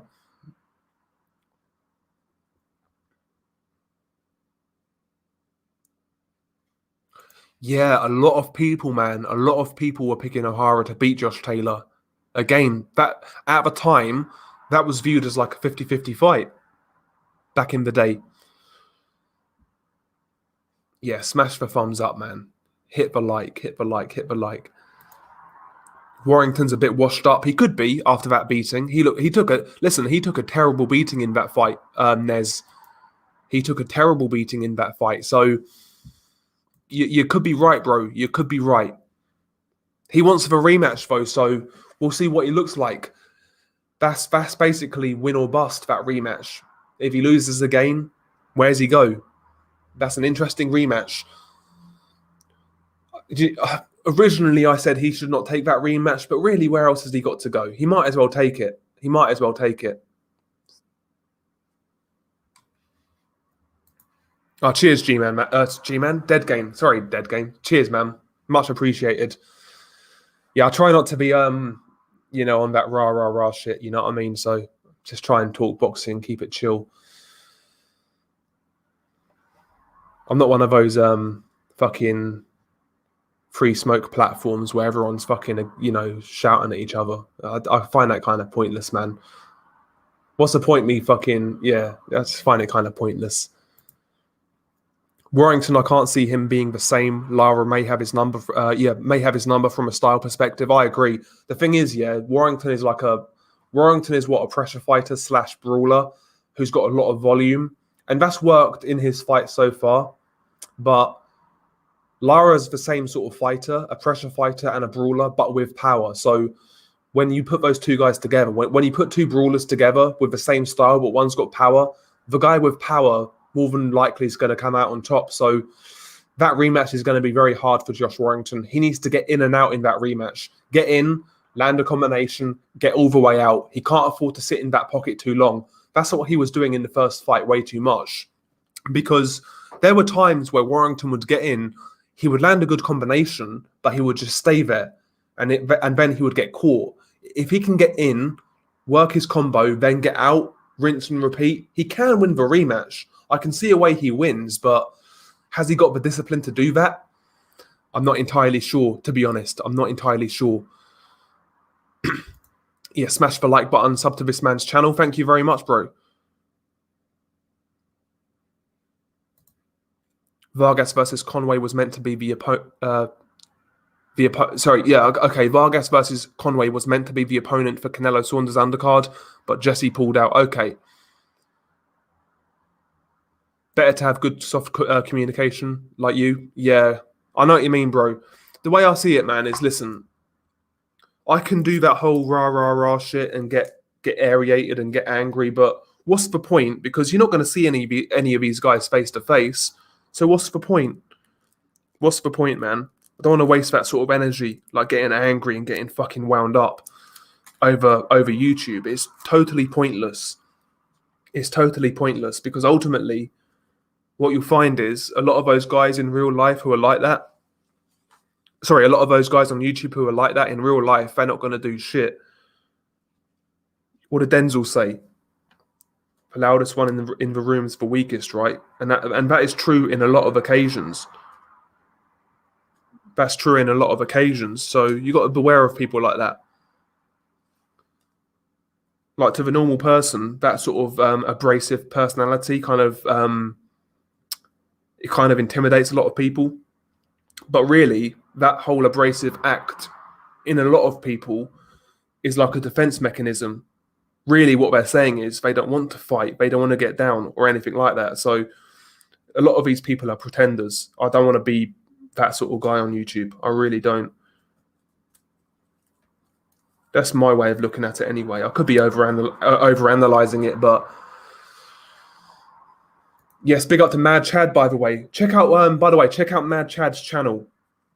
Very good channel. Very good channel. He's a proper boxing head. Mad Chad. He's got a cool accent as well, Mad Chad. I like his accent. Like one of those old school, like just he reminds me of like an old school American like boxing historian, the way he sounds. He knows his stuff, man. So big up to Mad Chad. I want to picture where your accent is from, Mad Chad. Is it from like I don't know, somewhere like Maine or somewhere like that?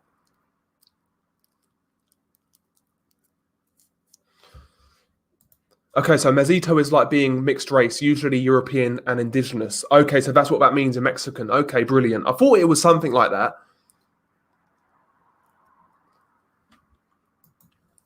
Warrington has zero power, no chance against punchers that don't give a fuck about defense. Yeah, I agree. That's why I'm saying if he takes that rematch with Lara and approaches it that same way as a brawler, he probably gets knocked out again. That's why he needs to get in and out. Yeah, smash for thumbs up, no doubt. G-Man Boxing, I can see Campbell Hatton going nowhere. Nowhere. I can see Campbell Hatton going nowhere. Punches for a few years. Benn still hasn't fought one yet. Yeah, okay, I see what you're saying. So, yeah, you can see Campbell Hatton going nowhere near punches for a few years. Benn still hasn't fought one yet. Yep, that's true.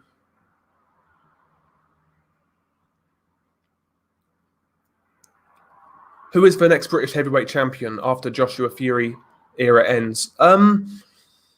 So Joshua Fury White are all in one era. Once those guys leave the scene, and even Joyce, by the way, so Joyce is in that era as well. He's getting old now. So once Joyce, White, Fury, and Joshua leave, who's going to be the next champion out of the UK, or who's most likely?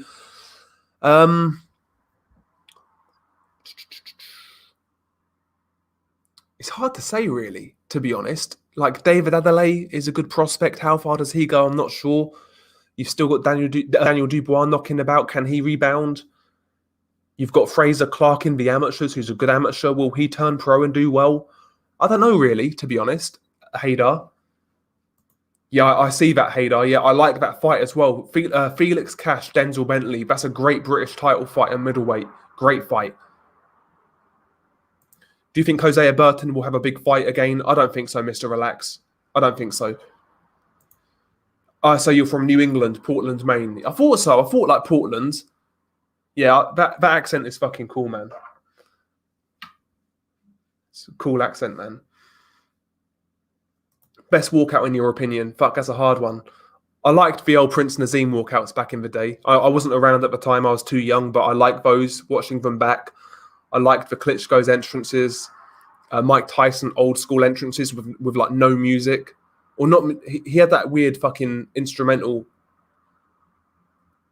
But yeah, I'd say Prince Nazim's my favorite. The Thriller, when he fought on Halloween, he came into Thriller, man. That was sick. That was great. Yeah, man, I had nothing better to do, bro. So I thought, do you know what? Why not fire up a live stream? Why not?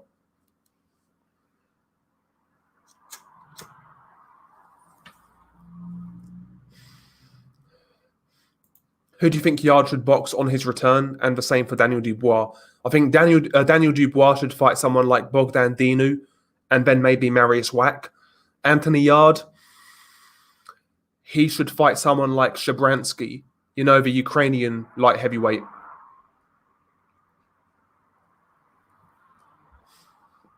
Good man, dead game. Good man. Yeah, Dubois needs more defense. Yeah, I agree. I felt sorry for Dubois, man, in that fight. I can't lie. But there we go. That's boxing for you. What's up, Deldo, young pussy magnet? For fuck's sake.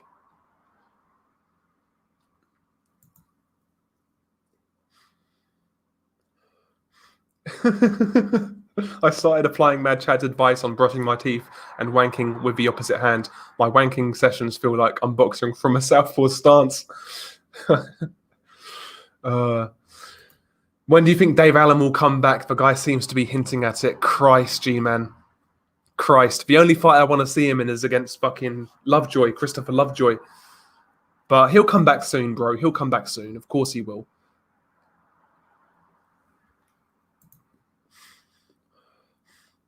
Jared Thompson. What's next for Naoya Inoue?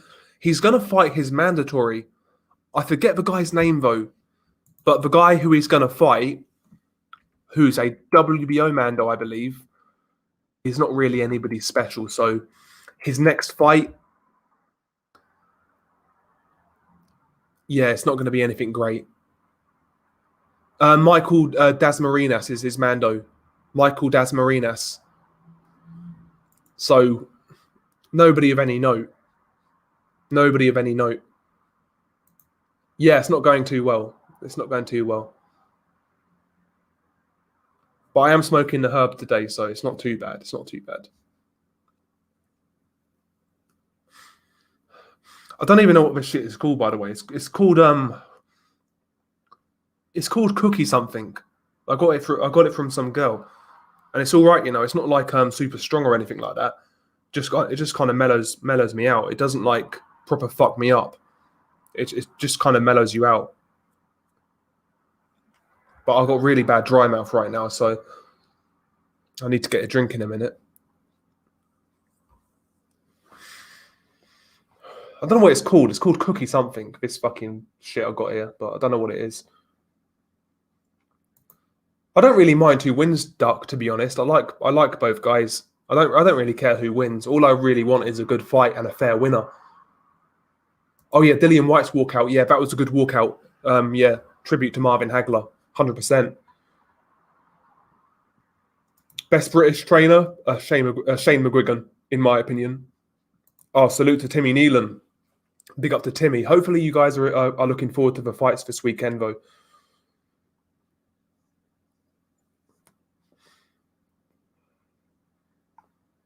Big Dave was always coming back. Can't believe he made enough to retire on. Yeah.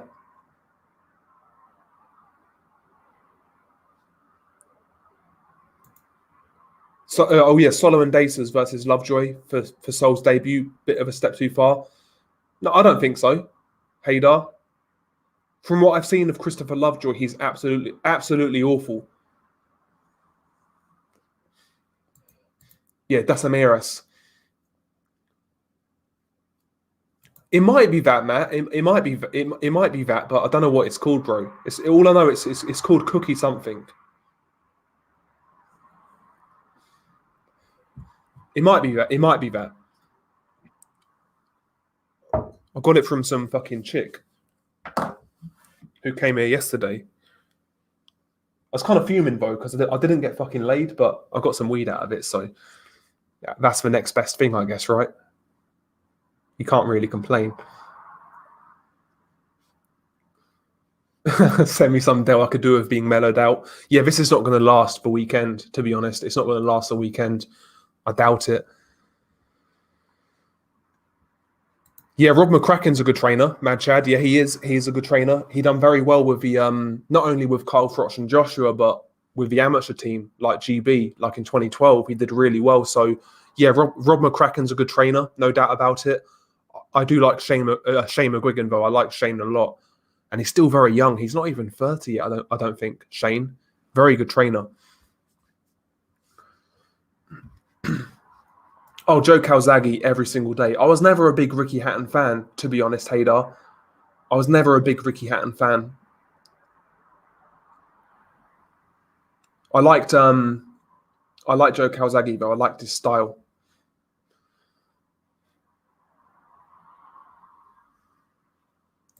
Yeah. That's the one. That's the one. Oh, he's 33 now, Shane. Fucking hell. He's 33, but still very young for a trainer. Very young. Big up to Ronald Finkley, man. Salute to Ronald. Big up to Ronald, man. Yeah, Tony Sims. Yeah, he's a good trainer. He is a good trainer. Tony's. Yeah, I would say those are the guys, really. Tony Sims, Rob McCracken, and Shane McGuigan. I think they're the trainers right now in the UK. Ben Davison, I'm not too convinced about.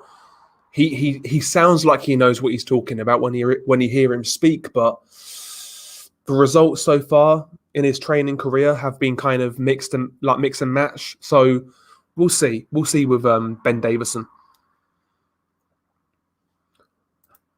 I saw Dave Allen post 5 different posts in one day on Thursday saying how he doesn't drink. He is so desperate to have plausible deniability with certain rumors about his lifestyle. Yeah, I've been told a couple of things about Dave Allen because I kind of believed that he wasn't a drinker, but a lot of people told me otherwise. So yeah, tell me about it, Doug. Tell me about it. But I think it will definitely pan out. I'd be shocked if it doesn't. If it doesn't pan out, man, then I'm shot to bits. My finishing instincts would have depleted. Who wins out of Cotto and Marquez in their primes? I think Cotto's a bit bigger, but say it happens at 140. At 140, I always thought Miguel Cotto was a bit more chinny due to the weight cut. Like, look at the Ricardo Torres fight, for example. I think Marquez beats Cotto at 140, but at 147 at their best, I'd probably say Miguel Cotto on points. I wish we got that fight in their primes. Jared. Yeah, I wish we got that fight in their primes. Would have been a great fight. Would have been an amazing fight. But I would say 140 Marquez, 147 Cotto. Yeah, Mark Tibbs. Yeah, he did do well with Dillian White. He did. Yeah. Yeah, Adam Booth overhyped. I totally agree. Joe Smith Jr., Maxime Vlasov, who wins and how? Do you know what? My official pick is Joe Smith Jr. on points. I think his work rate's a little better. He's the aggressor. He's fighting at home. I think he'll beat Vlasov on points in a competitive fight. But I wouldn't be shocked if Vlasov pulls it off. I would not be shocked at all. I think that's a much harder fight for Joe than people let on. Like, Vlasov's a big dude. He's like 6'3". He can box on the outside. He can fight on the inside. He's quite versatile. So I think it'll be a hard fight. But I've got Joe Smith on points. Joe Smith on points. I don't really care who wins that one, to be honest. I like both guys, and, both guys are good pros. So it is what it is, really. It's one of those fights. I think the trainers get way too much credit. It's really the talent of the fighters coming into their own. Yeah, that's true. That is true. But certain trainers can make even average fighters. They can make it add improvements. Like Robert Garcia, for example. I rate Robert as a trainer. Marcus Maidana, before he went to Robert Garcia, nobody could have really imagined him getting any better. But Robert made that guy better. All he really did was implement a jab and a couple of feints, and Maidana was so much more effective. That's the sign of a good trainer for me. A good trainer is one of those guys who, number one, can work with all styles and implement little things to their styles to make them a bit better. A sign of a bad trainer is one of those guys who tries to overcomplicate things. And I think guys like Robert Garcia, he's one of those minimalist trainers who you know what I mean? I quite like Crawford's trainer as well, Bomac. He's done well with not just Crawford, but Jamel Herring, even Maurice Hooker. I think he's a good trainer. Derek James I quite rate as a trainer in the US. There are some good trainers about still.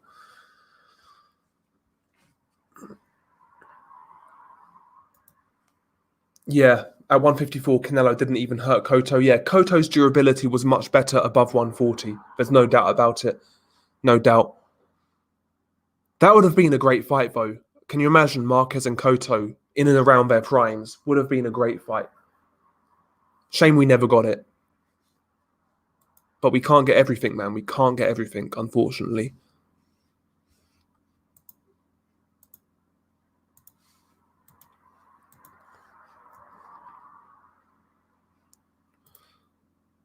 Duck's got Vlasov. Joe Smith Jr. has his head up. Sorry, I've got Vlasov. Joe Smith Jr. has his head up his own arse right now.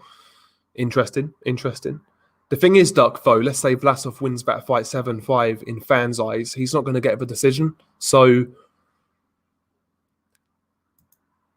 big up to McLovin. Best walkout ever was Bruno versus McCall at Wembley. Big Frank came out to rave music, dancing in the ring, 4th time trying to get a heavyweight title. Yeah, that was a great... I watched that fight back the other month, actually, Mr. Relax. And the last few rounds, yeah, everyone was so worried Bruno was going to get knocked out. Yeah. And when he won that fight, man, everyone just erupted with joy. Like, everyone loved Frank Bruno in the UK. Everybody loved him. Oh, Ronald's going to go with the upset. He's got Vlasov split decision. I think Smith's time and luck is coming tonight. Yep. It's weird as well, you know, like Joe Smith Jr.'s last opponents, like Hopkins, Fanfara, Jesse Hart, Elidia Alvarez, all of these fights, he was the underdog. This is the first time in a long time he's been favourite to win a fight, a big fight. So there are guys out there as well who, like, some guys thrive on being the underdog. And Joe Smith isn't that this time around. So maybe that has an effect. Who knows? Yeah, trainers can bring the best out of a fighter. Having the right trainer and team is key. Is a key ingredient for a fighter's success. Yeah, 100%. 100%. Canelo's power is overrated. Canelo couldn't even drop Cotto, but Pacquiao did. I think Canelo definitely hits hard, but I don't think he's like this one-hitter quitter.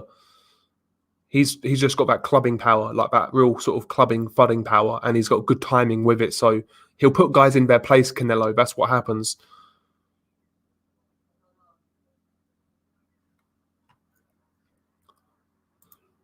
Jared Thompson, hear me out. I think Gorman would do better against Joyce than Dubois. I think I would favour Gorman's style.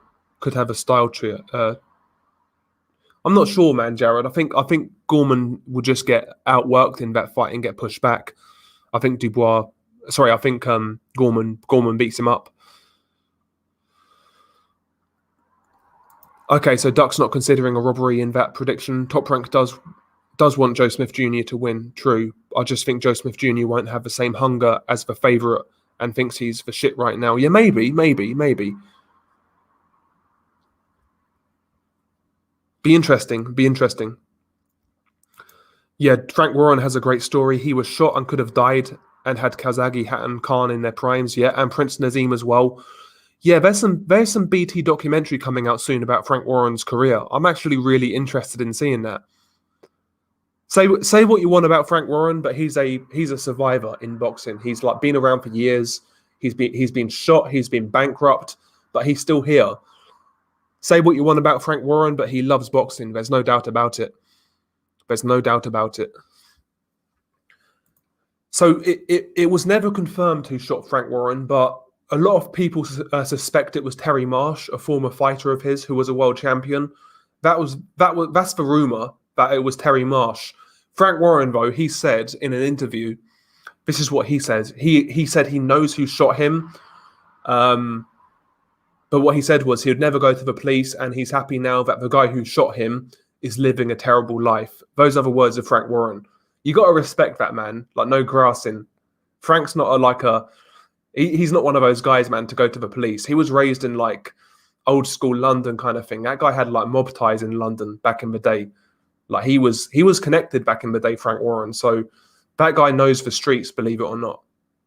So you got to respect that, man. You got to respect that he knew who shot him and never pursued it. That's kind of gangster, man. You got to love that. Yeah, and Frank was punched by Mike Tyson. Yep, he did. He was. I would say Cotto was best at 147 shadow boxing. Yeah, he don't grasp, but he sues everybody. Yeah, exactly. Exactly.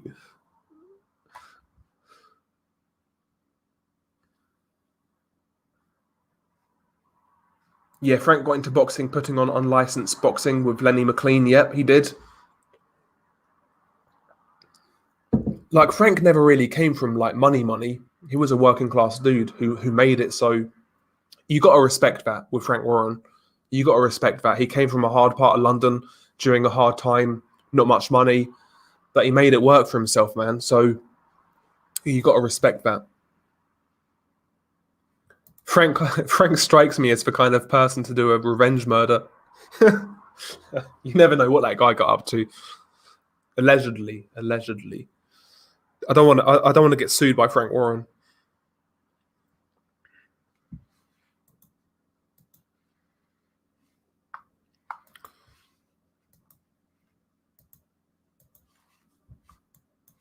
shit, where was I? Oh, 100% Haydar Mahmoud, yeah. Warren's story is definitely better than Hearn's. Definitely. Yeah, all of Frank's prospects getting beat up, laugh out loud. Yard, Dubois, Hutchinson, what does he have left? Yep. You're right, Dark, you're right. Tough question. Interesting. Who wins, Danny Garcia or Tim Tszyu? I think Tim Tszyu's going to be too big, unrivaled. Naturally too big. Danny's got no business at 154, man. No business at all. I don't think he knocks out Danny, but I just think he beats him on points. It'd be a good fight though. It'd be a good name to get for Tim Tszyu. But I've got Tim winning that fight. I'd be relatively confident.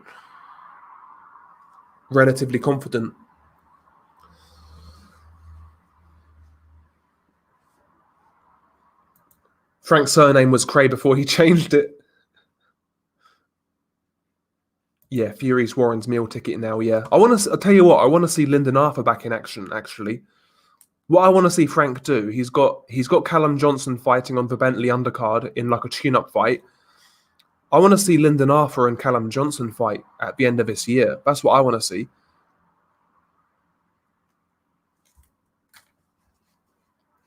Hopefully we see that. That'd be amazing.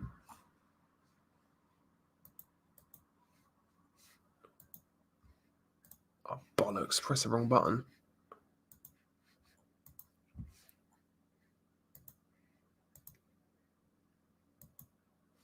Here we go.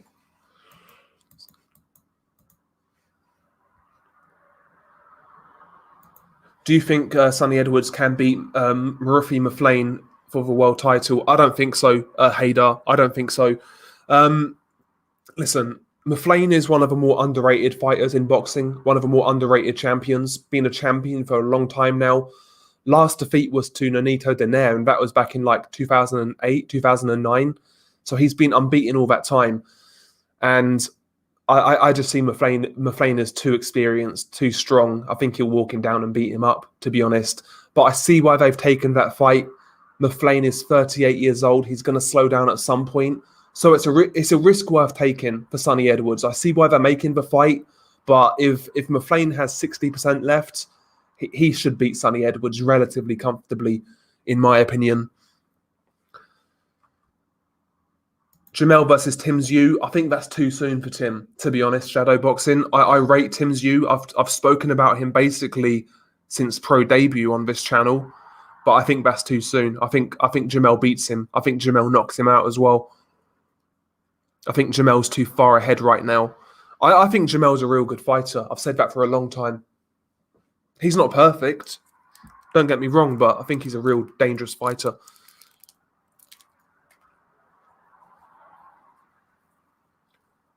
Nez has got Tim against Jamel.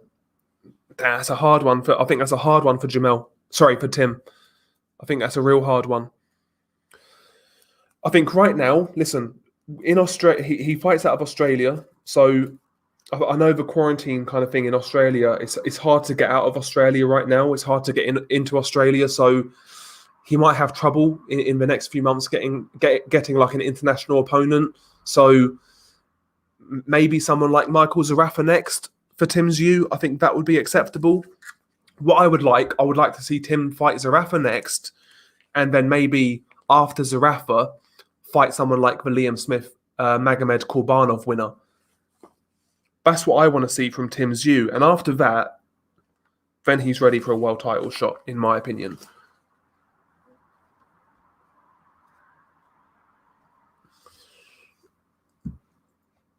But I agree with Duck. Yeah, I would take Jamel to win that fight right now against Tim Tszyu. Haydar says Warren's prospects have taken defeats and still won world titles. Khan, DeGale, Groves. That's a good point. That is a good point, Haydar. That is a good point.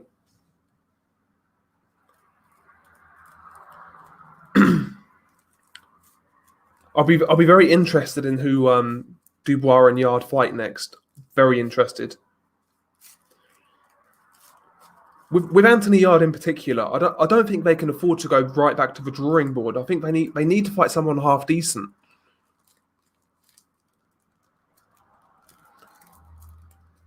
Like I think someone like Shabransky would be ideal for Anthony Yard. I think it's a winnable fight. It's risky, but it's very winnable.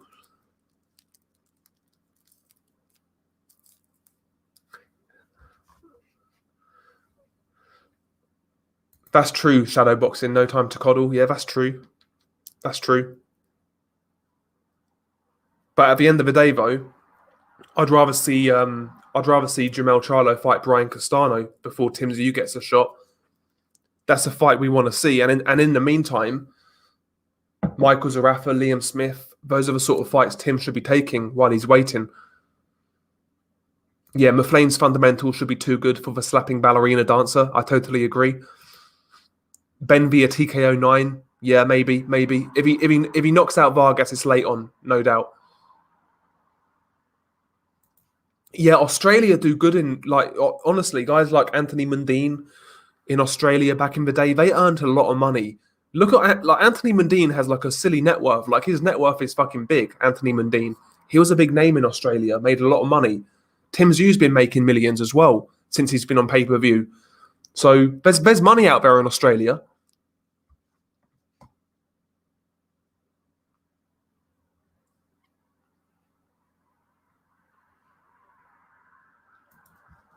Yeah, big boxing night, and we might even get some announcements this weekend for more super matchups. I think everything's looking like Xmas. I agree, Ronald, man. You got to be glass half full. I think boxing right now is teetering on having a real good year. Honestly, I really do. I really do. What's going on with Jamal? There's talk of him going to 168. I'm not sure with Jamal right now, man. I'm really not sure. I wish he had his brother's ambition. Like, Jamel Charlo to me is like doing it perfect right now. He's not putting a foot wrong. Jamal, on the other hand, I don't know, man. I don't know with Jamal, honestly.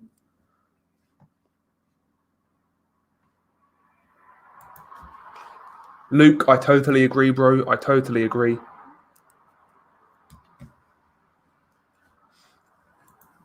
Tail protecting Zoo.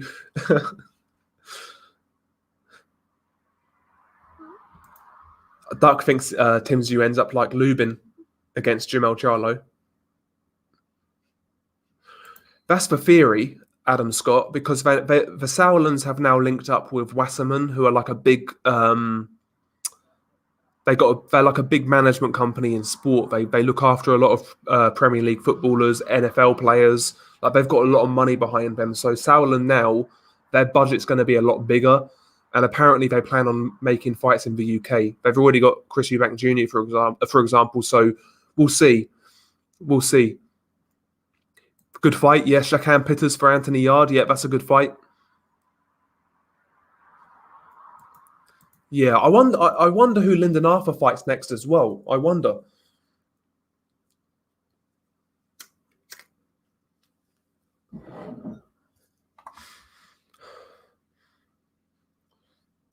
I don't know what the Yard game plan was, but he looked like a handicapped versus a one-armed. Sorry, he looked like a handicap versus a handicapped one-armed Lyndon Arthur. Yeah, he did. See, me personally, Ronald, I honestly think Yard should have won that fight. He threw it away. To be honest, like, I thought Arthur looked there for the taking. To be honest, if Yard put it on him, he could have won that fight, in my opinion. But I think Yard's confidence right now isn't what it was. I think his confidence is a bit dented. Would Harrison be the best at 154 if he had chin and if he had a chin and endurance? You can make the argument, official, because if you look at his defeats, like Jarrett Hurd, the second Charlo fight, I thought he was winning these fights, man. Honestly, until his chin gave out. Like, his boxing skills are second to none. He's got a wonderful jab, nice crisp counter puncher, nice speed, good reflexes, nice footwork. Tony Harrison's a real fucking good fighter. Like, technically, he's a very good fighter, but yeah, the toughness just quite isn't there. The stamina it's not quite there. But you're right, man. He may be the best fighter at 154 if he had those attributes. He might be the most skilled fighter though at 154, Tony Harrison.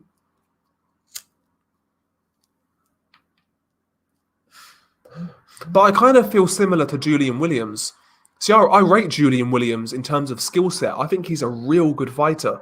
But his chin, man, his chin just isn't good enough.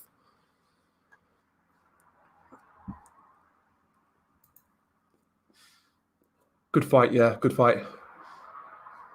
I like that fight as well. Lyndon Arthur, Callum Johnson, yeah, it's a good fight. To be fair, the PBC stars have kind of aligned for Jamel. That's true. But he's still taken the fights. That's all we can really ask. Yeah, I always thought the conflict of interest between Sky and DAZN would be too big. They missed out on big fights. Canelo Smith, for example, that's true.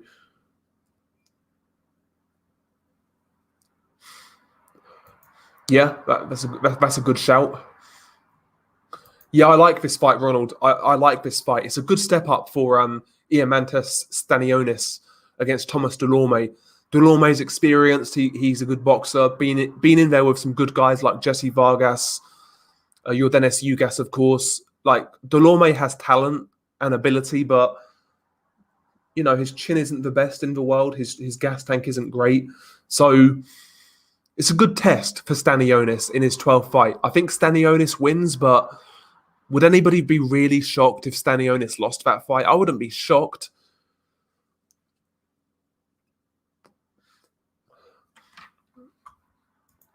Yeah, he is. I like Tony Harrison. He's a very good boxer. Very good boxer. I just had a Ben Askren Jake Paul ad for this stream, laughing out loud. If only they was paying me, bro. If only they was paying me some good money, I'd promote the shit out of that fight. Yeah, Williams and Harrison should fight each other. Great fight, Duck. I like both guys, man. I really like Julian Williams' style. I really do.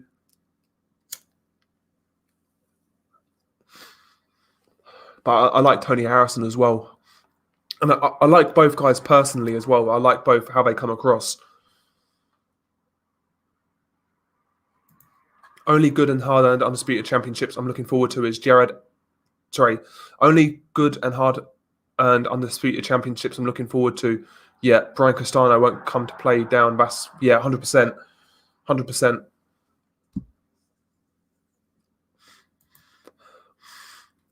Ting Wang boxing. Garcia versus Fortuna, who wins? Do you mean Danny Garcia versus no, sorry. I was thinking of somebody else. I was thinking of Fundora for some reason. Ryan Garcia versus Javier Fortuna. I've got Ryan Garcia, probably late stoppage, but I think Fortuna can give him problems. Fortuna's like really awkward, comes in low, very aggressive. Ryan Garcia struggled with that style in the past against Carlos Morales a couple of years ago, who's like a rugged pressure fighter. So I think Fortuna can definitely give Ryan Garcia problems, but eventually I think he walks into one of those big left hooks or a big shot and he'll get knocked out. But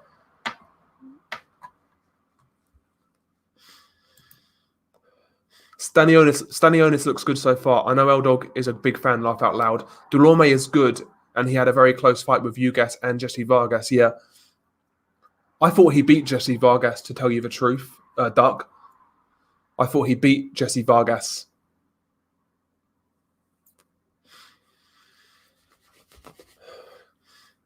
Should boxing incorporate kicking? This guy, man. This guy. Yeah, Fortuna has a weak jaw, in my opinion. Yeah, he's been knocked out before. He got knocked out by, what's his name? Jason Sosa. Yeah, when he comes rushing in. Yeah, I totally agree, Duck. But I think when he gets to the inside, he'll have success. I do. I think he'll have success on the inside. Who is the best lightweight in your opinion? Right now, in terms of rankings, you've got to say Teofimo, but like it's not really. These guys still need to really prove it, man. They still need to prove it. Nobody's cleaned out of the division, so you can't really say 100%. But in terms of rankings, you've got Teo 1, Loma 2, and then the rest, however you want to put it.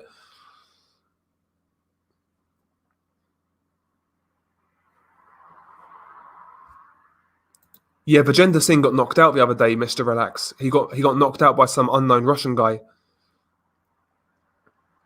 So yeah, I'm assuming he's going to retire now, Vijender Singh. He got knocked out. Yeah, he got knocked out the other day. Yeah, I'd love to see it, Nes Mendoza. I'd love to see it. If they can't listen, if Teofimo can't get Devin Haney or Ryan Garcia or Tank Davis, then Lomachenko rematch should happen. How far can Trey Lippe Morrison go? Yeah, he's on the undercard tonight of Joe Smith Jr. That's obviously the son of Tommy Morrison. He's got a powerful left hook, crazy D3, but that's really it. I don't think he's got much about him, to be honest. Trey Lippe, I think he'll get knocked out when he steps up. See, I think what they should do, crazy. This is what I would do anyway. F.A. Ajagba's fighting on the same card. He should win his fight. Trey Lippe Morrison should win his fight. I think they might as well make F.A. Ajagba versus Trey Lippe Morrison next. That'd be a good fight. Deadest division in boxing at the moment. Deadest division in boxing. I'm not really feeling 168, I've got to admit. 168 is a little dead. 160 is a bit 160's got the potential for some good fights, but they're not really happening. 160 and 168 are disappointing me right now, I can't lie. Oh, big up to Ronald Finkley, man, for the super sticker. Salute to Ronald, man. Always helps us out, man. So big up to Ronald.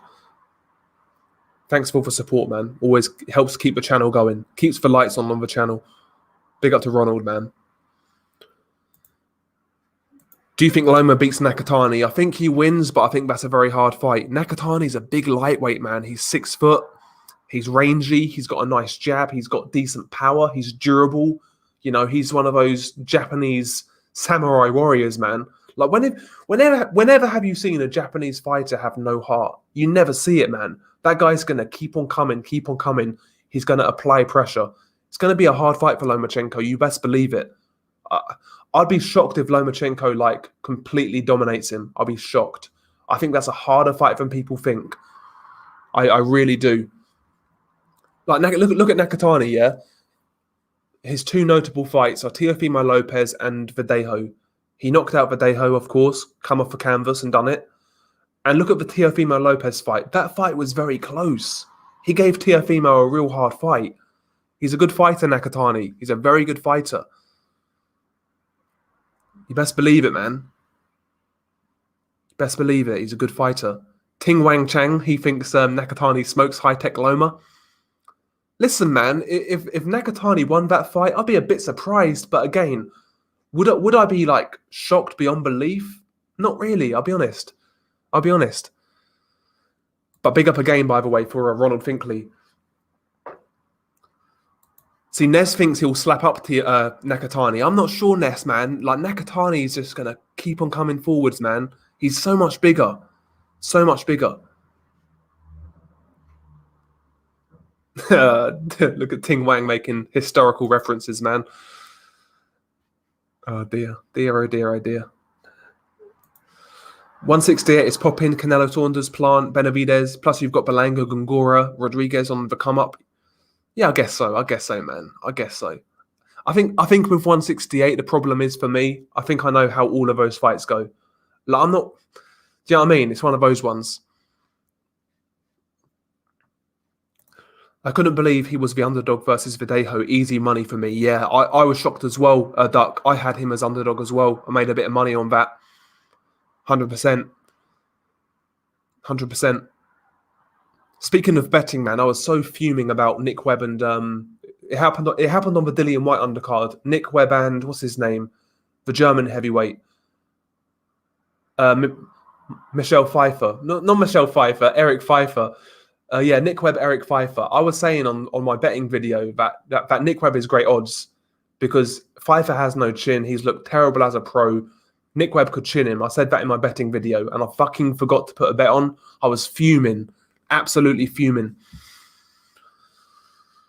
Couldn't believe it.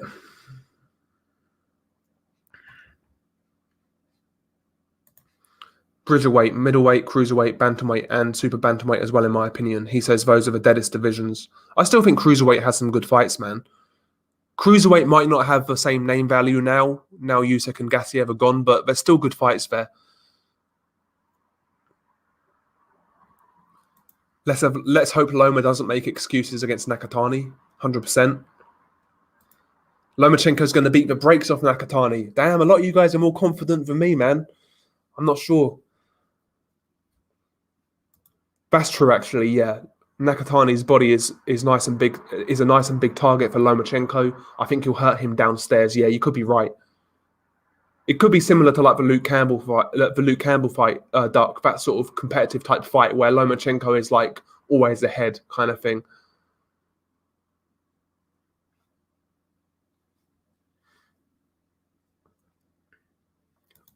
I don't know if Nakatani should fight again. He suffered brain damage in his last 2 fights. He'll be okay, man. He'll be okay.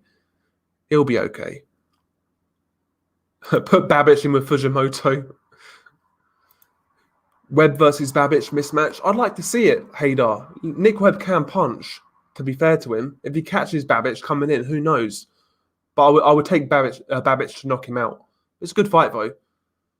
Yeah, I meant Eric Pfeiffer, not Michelle Pfeiffer. Michelle Pfeiffer's the best Catwoman, hands down. Michelle Pfeiffer. Yeah, I like that fight as well. Black Hatred, yeah. Mario Barrios versus Tank is interesting. I feel like maybe Tank can lose moving up to 140 versus a big guy. He's mostly a 130-pound fighter. I agree. I think that's a good fight for Tank. See, I'm not really a fan of... I don't want to see Tank move up to 140, to be honest. I want to see Tank try and clean out 130 or fight the guys at 135, but Barrios is not an easy fight. Barrios is like... he's not like a Josh Taylor level or Ramirez level 140 pounder, but he's a fringe top 10 level guy, and he's much bigger than Tank. So that could be a hard fight for Tank. I wouldn't mind seeing it personally. I wouldn't complain.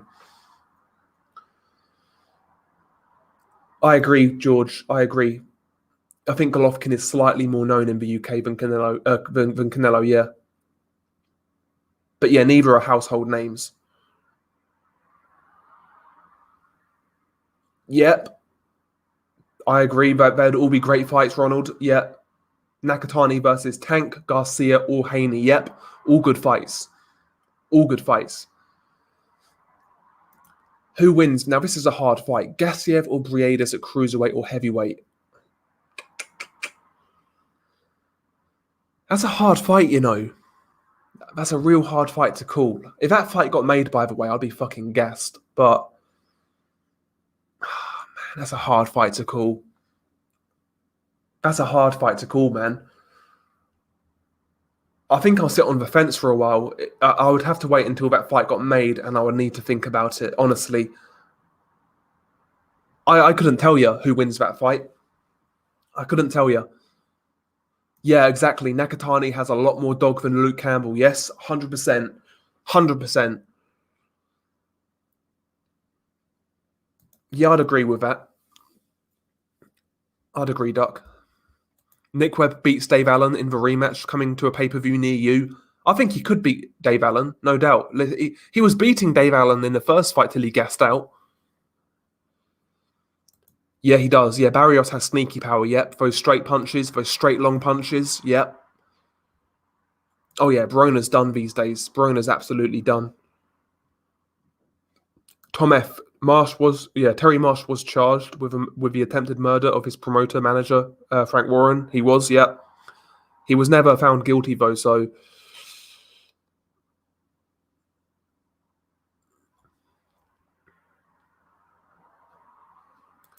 I agree, Duck. I felt Akhmedov beat Barrios as well. That was a real good fight though, Duck. That was a real good fight.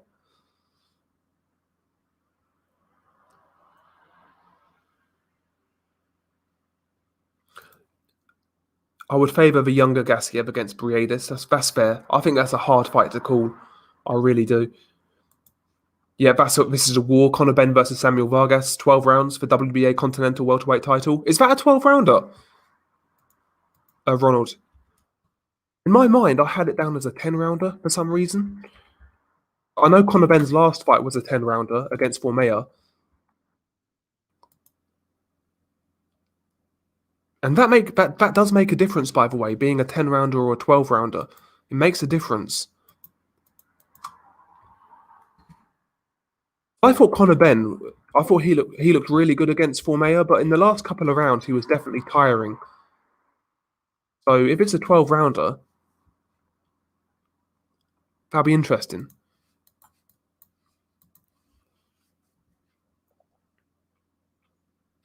Barona should pursue his brick business.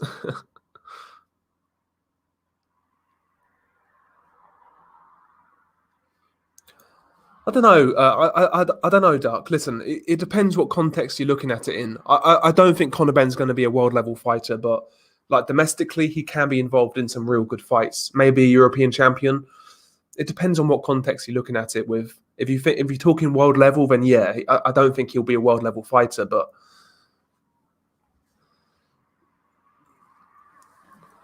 damn, now this is a hot take right here. This is a hot take, like hot take. Like buffalo fucking hot sauce hot take. This is a ghost chili fucking pepper hot take. Sergio Garcia, most slept on fighter in the world, outboxes Mel Charlo easily. That's a hell of a statement, Mark. That's a hell of a statement. I rate Garcia a lot, but fuck me, that's a hell of a statement. I would take Jamel Charlo, but I'd love to see it. I'd love to see it. It's a shame, really, because listen, man, Garcia boxed a brilliant fight against Cheeseman, and he's not really pushed on since. Such a shame. Such a shame. But I do like him. I do like him. I want to see I want to see Garcia versus, let's say, Sergio Garcia versus, who do I want to see him in there with? Again, the winner of Smith and Karbanov would be a good fight for Sergio Garcia. That'd be a good fight for him. Oh, that's a good fight. Now, this is a great fight. I've not even thought of this fight. Sergio Garcia, Tim Tszyu. Damn, that's a hard fight. I rate Tim Tszyu highly, but that's a hard fucking fight. That's a hard fight. If Tim can't make his power tell, I think Sergio might outbox him, to be honest. There you go. I think Sergio could outbox him. That's a damn good fight, you know.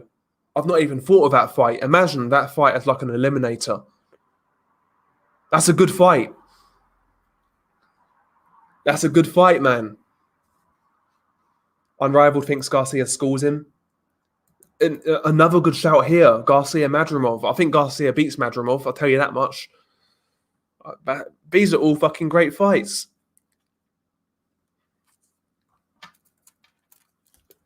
But yeah, Sergio Garcia, as good as he is, one of those fighters that never really rolls off your tongue, kind of thing. I always forget about him, Sergio Garcia.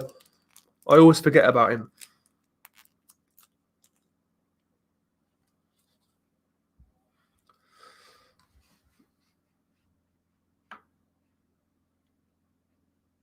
Hot take, Madrimov is the worst of the Uzbeks. You could be right. You could be right. Although, having said that, I think he's better than Abdu Kakarov.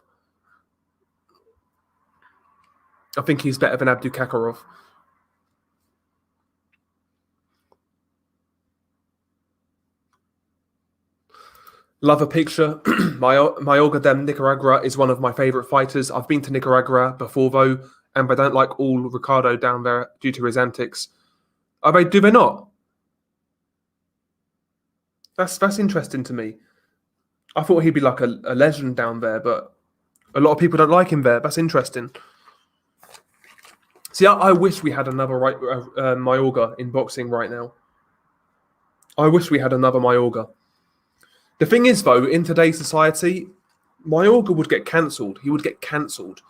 Honestly, the things he used to say to his opponents, man, like he would get fucking cancelled quick in 2021.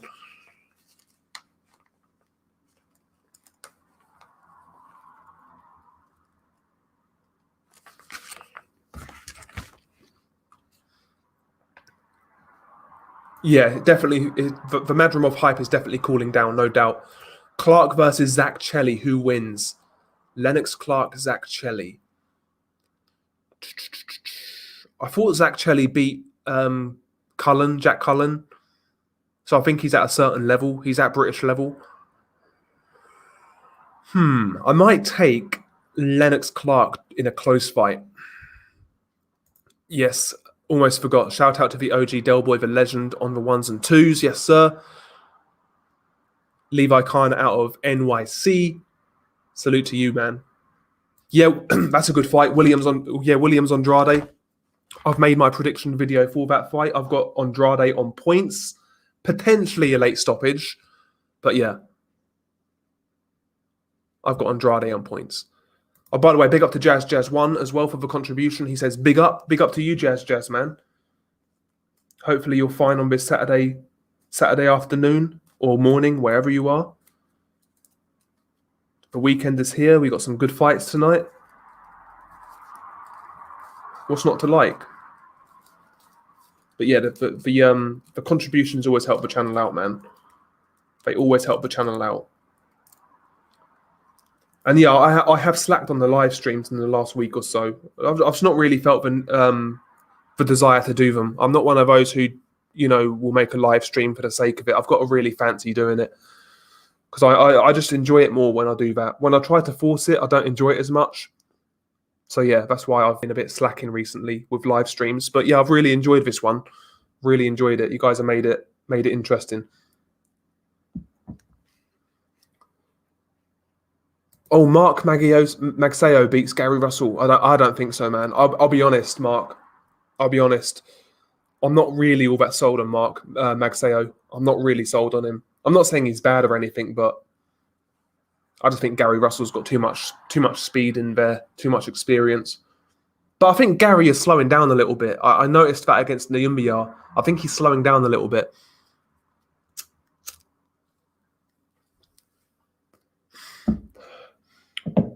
Speaking of Gary Russell, I've said on videos in the past, from a UK perspective, I felt Kell Brook has been like the biggest waste of talent in the last 10 or so years in the UK.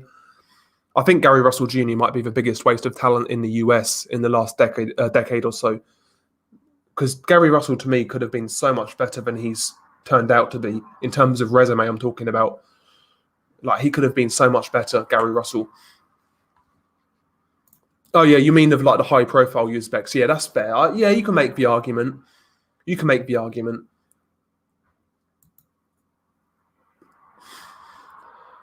It's too early to say, Haydar. It's too early to say, but what I will say is his pro debut, I felt he lost John Hedges. So I'm not really sold on him. I'm not really sold.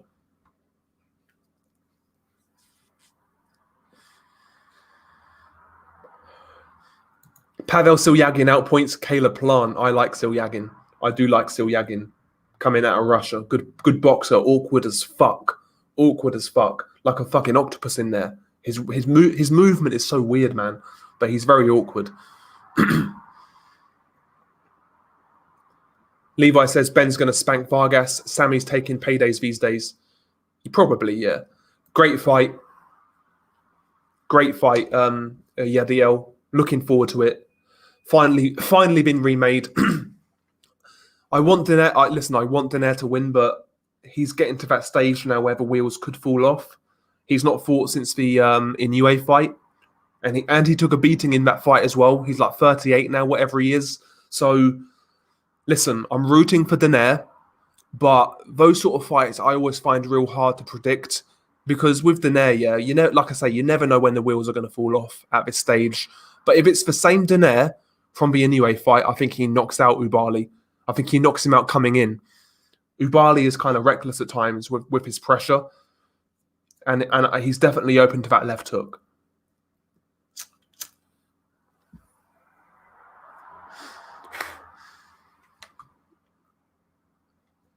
Andrade TKO over Williams. I can definitely see that. I think it will be late on, though, if it happens. I've got Williams by stoppage over Andrade late. Yeah, how do you guys feel about that? Who's actually picking Liam Williams? Who else is picking Liam Williams to win that fight? You think Zach Parker against Vaughan Alexander was a fixed fight? I think he got caught behind the ear, I think, in that fight, and his balance just went. I think it was legit. I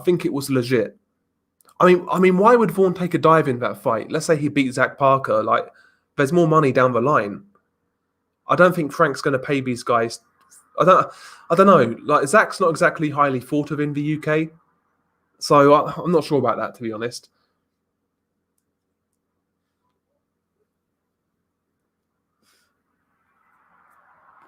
But maybe, who knows?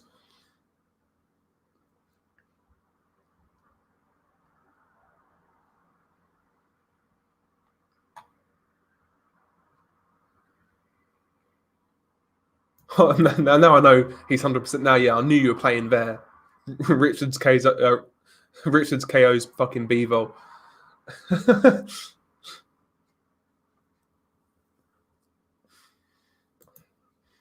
Can Luis Ortiz be a legitimate top heavyweight, or does he have to call out Mike Tyson to dominate the senior league? I don't know with Luis Ortiz these days, to be honest with you. If Andy Ruiz can't fight Wilder or White in his after Areola, then I want to see Ortiz Ruiz personally.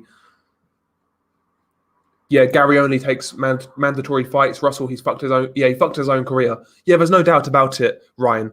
No doubt about it with Gary Russell. Yeah, he's fucked his own career. He can't blame anybody but himself.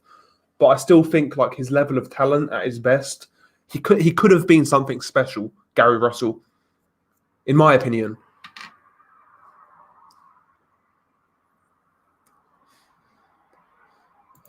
Yeah, he was supposed to be on that pay-per-view, Haydar, yeah. Yeah, I've watched Silyagin for quite some time now. He's got real potential. Yeah, he does.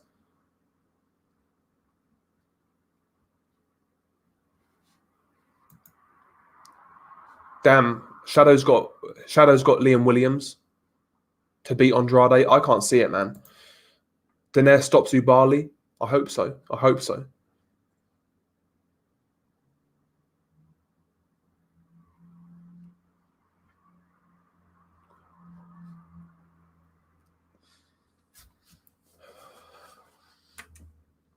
Yeah, Williams got beaten by Smith twice. He's got no chance versus Andrade. I wouldn't say he's got no chance. He can punch. He's got a puncher's chance. It's one of those fights where if Andrade is not switched on, he could get caught. But if Andrade is at his best, he outboxes Liam Williams, man. He outboxes him. And people say the Liam Smith fights were controversial. The first one definitely was because it basically ended with a deliberate headbutt from Liam Smith, and it was ruled a TKO win. So the first fight was super controversial. But one thing people don't really mention in that fight, the last few rounds of that fight, Liam Williams was starting to get bullied and he wanted a way out. He wasn't even complaining when he got headbutted. He wanted a way out in that fight. And the second fight, where he lost by majority decision, I felt that fight could have genuinely gone either way. So I'm not sold on Liam Williams, to be honest. I think he's an on-top fighter, in my opinion. When you put it on him, he'll fold.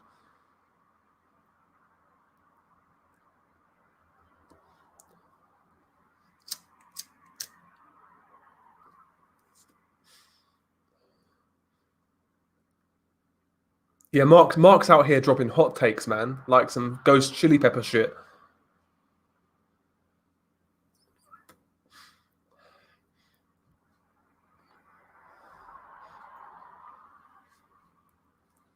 Yeah, Mark's gone wild. Yeah, give us your hottest take.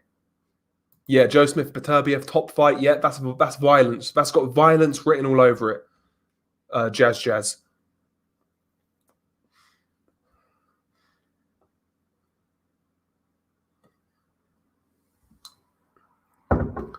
Yeah, but boxing's a strange sport, Duck. It's a strange sport. Weird shit can happen.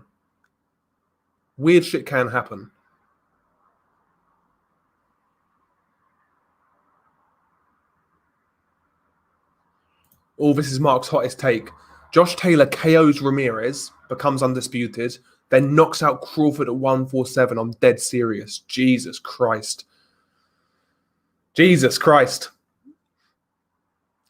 He He could knock out Ramirez, but I think that goes to points. But that's possible. But knocking out Crawford, man, I need to see Josh at welterweight first. I can't go there, man. I can't go there.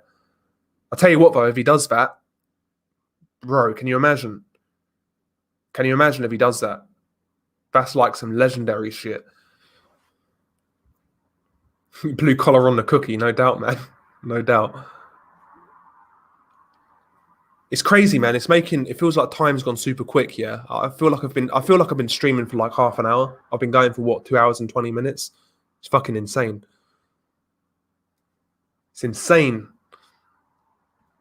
That's why I'm scooping my hot takes, yes, sir. Now I've spoken about hot sauce, I kind of want some food now. I need to make my dinner soon. I need to make something to eat. I might make some fucking salmon, cook some salmon up, fry it in butter and garlic, bit of lemon, salt and pepper, some green beans, some rice. That's what I'm thinking right now. Healthy meal. Bit healthy meal, man. That's what I'm thinking right now, a bit of salmon. I say that, I might just get a fucking chicken pie out and make that. Prograis beats Spence. I can't see it, man. You never know, though. You never know. I do like Prograis. I do like Prograis.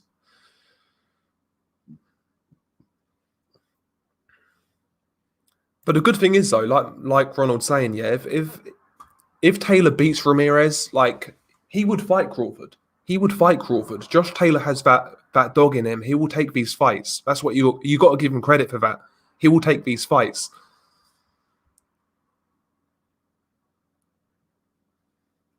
Yeah, I love salmon, Nez. I love salmon. That's one of my favorite foods in general. I love salmon. I love seafood and fish in general. I love all that sort of stuff. Like freshwater fish, saltwater fish. I love it all, man. Love it all. I even like shit like octopus and squid and all that sort of stuff as well. I love that sort of stuff. Lobster as well, man. Lobster's beautiful. Like back in the day, yeah, when I was a kid, me and my dad used to go fucking go down the coast and like catch lobsters and fucking cook them up. It's amazing, man. Honestly, like fresh lobster, bruv. It's amazing. Crab as well. Awesome stuff, man. Scallops or scallops, however you want to call them. Bro, I'm making myself hungry out here, man. I'm making myself hungry out here. The people out here saying Teofimo beats Golovkin, I say Prograis beats Spence, and I'm crazy. Listen, it could happen. It could happen. It could happen. But I wouldn't pick it. I wouldn't pick it. Hot take: Benn and Boots get busted up today. I can't see it, man. Listen, I wouldn't be surprised if one of those guys gets upset, but I can't see both guys getting beat. Laugh out loud, you can live in Korea. Man, seafood's the best, man. Seafood's the best, man. I love it. I've handled more lobster than 99.999% of the world. It's great stuff, man. I used to do that a lot as a kid with my dad. Like we used to go and just like catch lobsters, crabs and shit, clean them up, cook them up, and beautiful stuff, man. Beautiful stuff. I've been meaning to do that. Just taking a few days off, going down the coast and doing some, just doing that sort of stuff. Just not got round to it, but yeah, it's amazing, man. I love lobster. That's super easy to clean as well. Dispatch, easy to like sort out as well.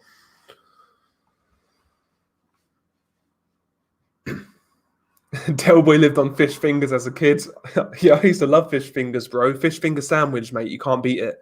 I'll still eat those now, bro. I'll still eat those now. You crazy? Linares has a decent chance versus Haney, in my opinion. Haney isn't that impressive. Yeah, it's a good fight. It's a good test for Devin Haney. What I want to see in that fight, I want to see Devin Haney get clipped to see what his chin is like. I want to see what his chin is like. But I think Devin's going to outbox him in a competitive fight. That's what I'm feeling right now. Rather have a bologna sandwich. Ate too many. I love lobsters, man. I could never eat too many lobsters. I'll tell you what, though, Mad Chad. I'll tell you what, lobster gets the reputation of like being the ultimate seafood, but I think a good crab is better than lobster, like a real nice good crab. Like in the UK, we have. I'm presuming you have these in America, but they're called spider crabs. Like they look like fucking spiders. They're ugly fucking creatures, but they taste so fucking good, man. They're like real sweet crab, real nice though, real nice.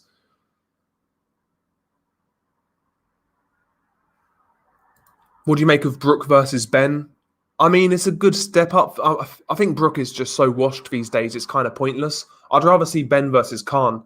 At least Khan can make 147 relatively comfortably. I think that fight makes more sense. Benn versus Khan. Delboy wears ripped jeans a la G-Man. Honestly, I don't think I've ever worn ripped jeans, to be honest. I don't think I've ever worn them. Not that I'm against them, but I've just never decided to wear them. But no, I'm not a ripped jeans man. There's only one ripped jeans king, and that's G-Man. Okay, this is another hot take. Bektamir beats Kayla Plant, I can see. Billy Joe, I can see. Benavidez, might be too big, Benavidez. Zerdo, Pascal, Badujak, Kovalev, Joe Smith, and Maxim Vlasov, and Beterbiev, and I believe that. Jesus Christ. I think Beterbiev beats Melikuziev. I think Benavidez beats Melikuziev. I think Joe Smith has a great chance against Melikuziev. But yeah, listen, man, they're all competitive fights. Yeah, Alaskan crab, Ali of crab. Scallops are my personal favorite. Yeah, I love scallops, Mad Chad. I love scallops. See, I used to cook them in the shell, like over a fire, like over coals. Put a bit of lemon, a bit of butter, a bit of garlic in the scallop shell. Just cook it all together. Beautiful stuff, man. Beautiful, man. Lovely stuff, man. See, that's good living, man. Cooking, like catching your own food and cooking it. There's something about that. If you've not done it, try and do it. There's something about it. It's like so, I don't know how to explain it, but it's so like rewarding. Like when you cook your own, like you catch your own shit and cook it, something rewarding about it.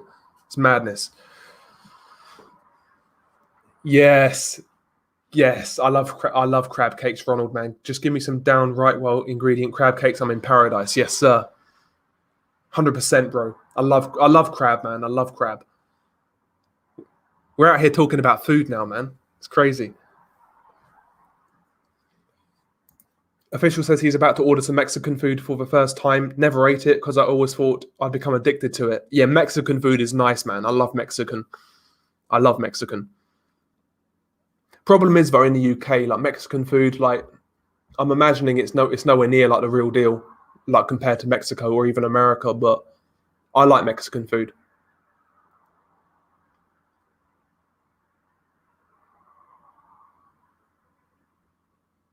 I do love Mexican food. Can't believe we're out here like, yeah, shrimp as well. Yeah, I do like shrimp. Yep. I've never really caught shrimp though. I've never caught my own shrimp and like cooked it up. But I do like shrimp. Yeah, I do like shrimp.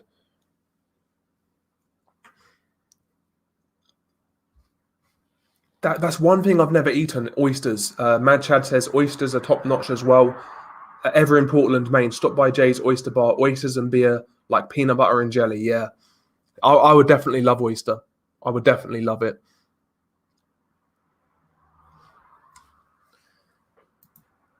Depends what weight class, Jared. At 135, I would go Roberto Duran against Floyd. At 147, though, it's a much harder fight for Duran. It's harder at 147. I think at 147, it's 50-50. 135, it's Duran. Seen any good movies lately? Nah, man, I've not seen any movies in a minute, to be honest. Max says Duran. I think I'd go Duran, gun to my head, to be honest, in both weight classes, but you can't rule out Duran, man. Speaking of seafood, Shannon Courtney versus Ebony Bridges for the vacant WBA bantamweight title.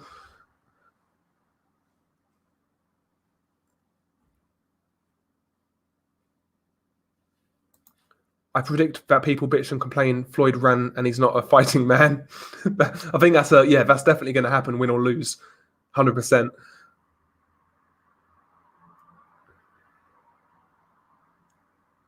I've never had peanut butter and jelly, Mr. Relax. Never had it. Never had it. But yeah, you guys making me fucking hungry now. Yeah, he's not an hard man. He's not a fighting man. Yeah, exactly. uh,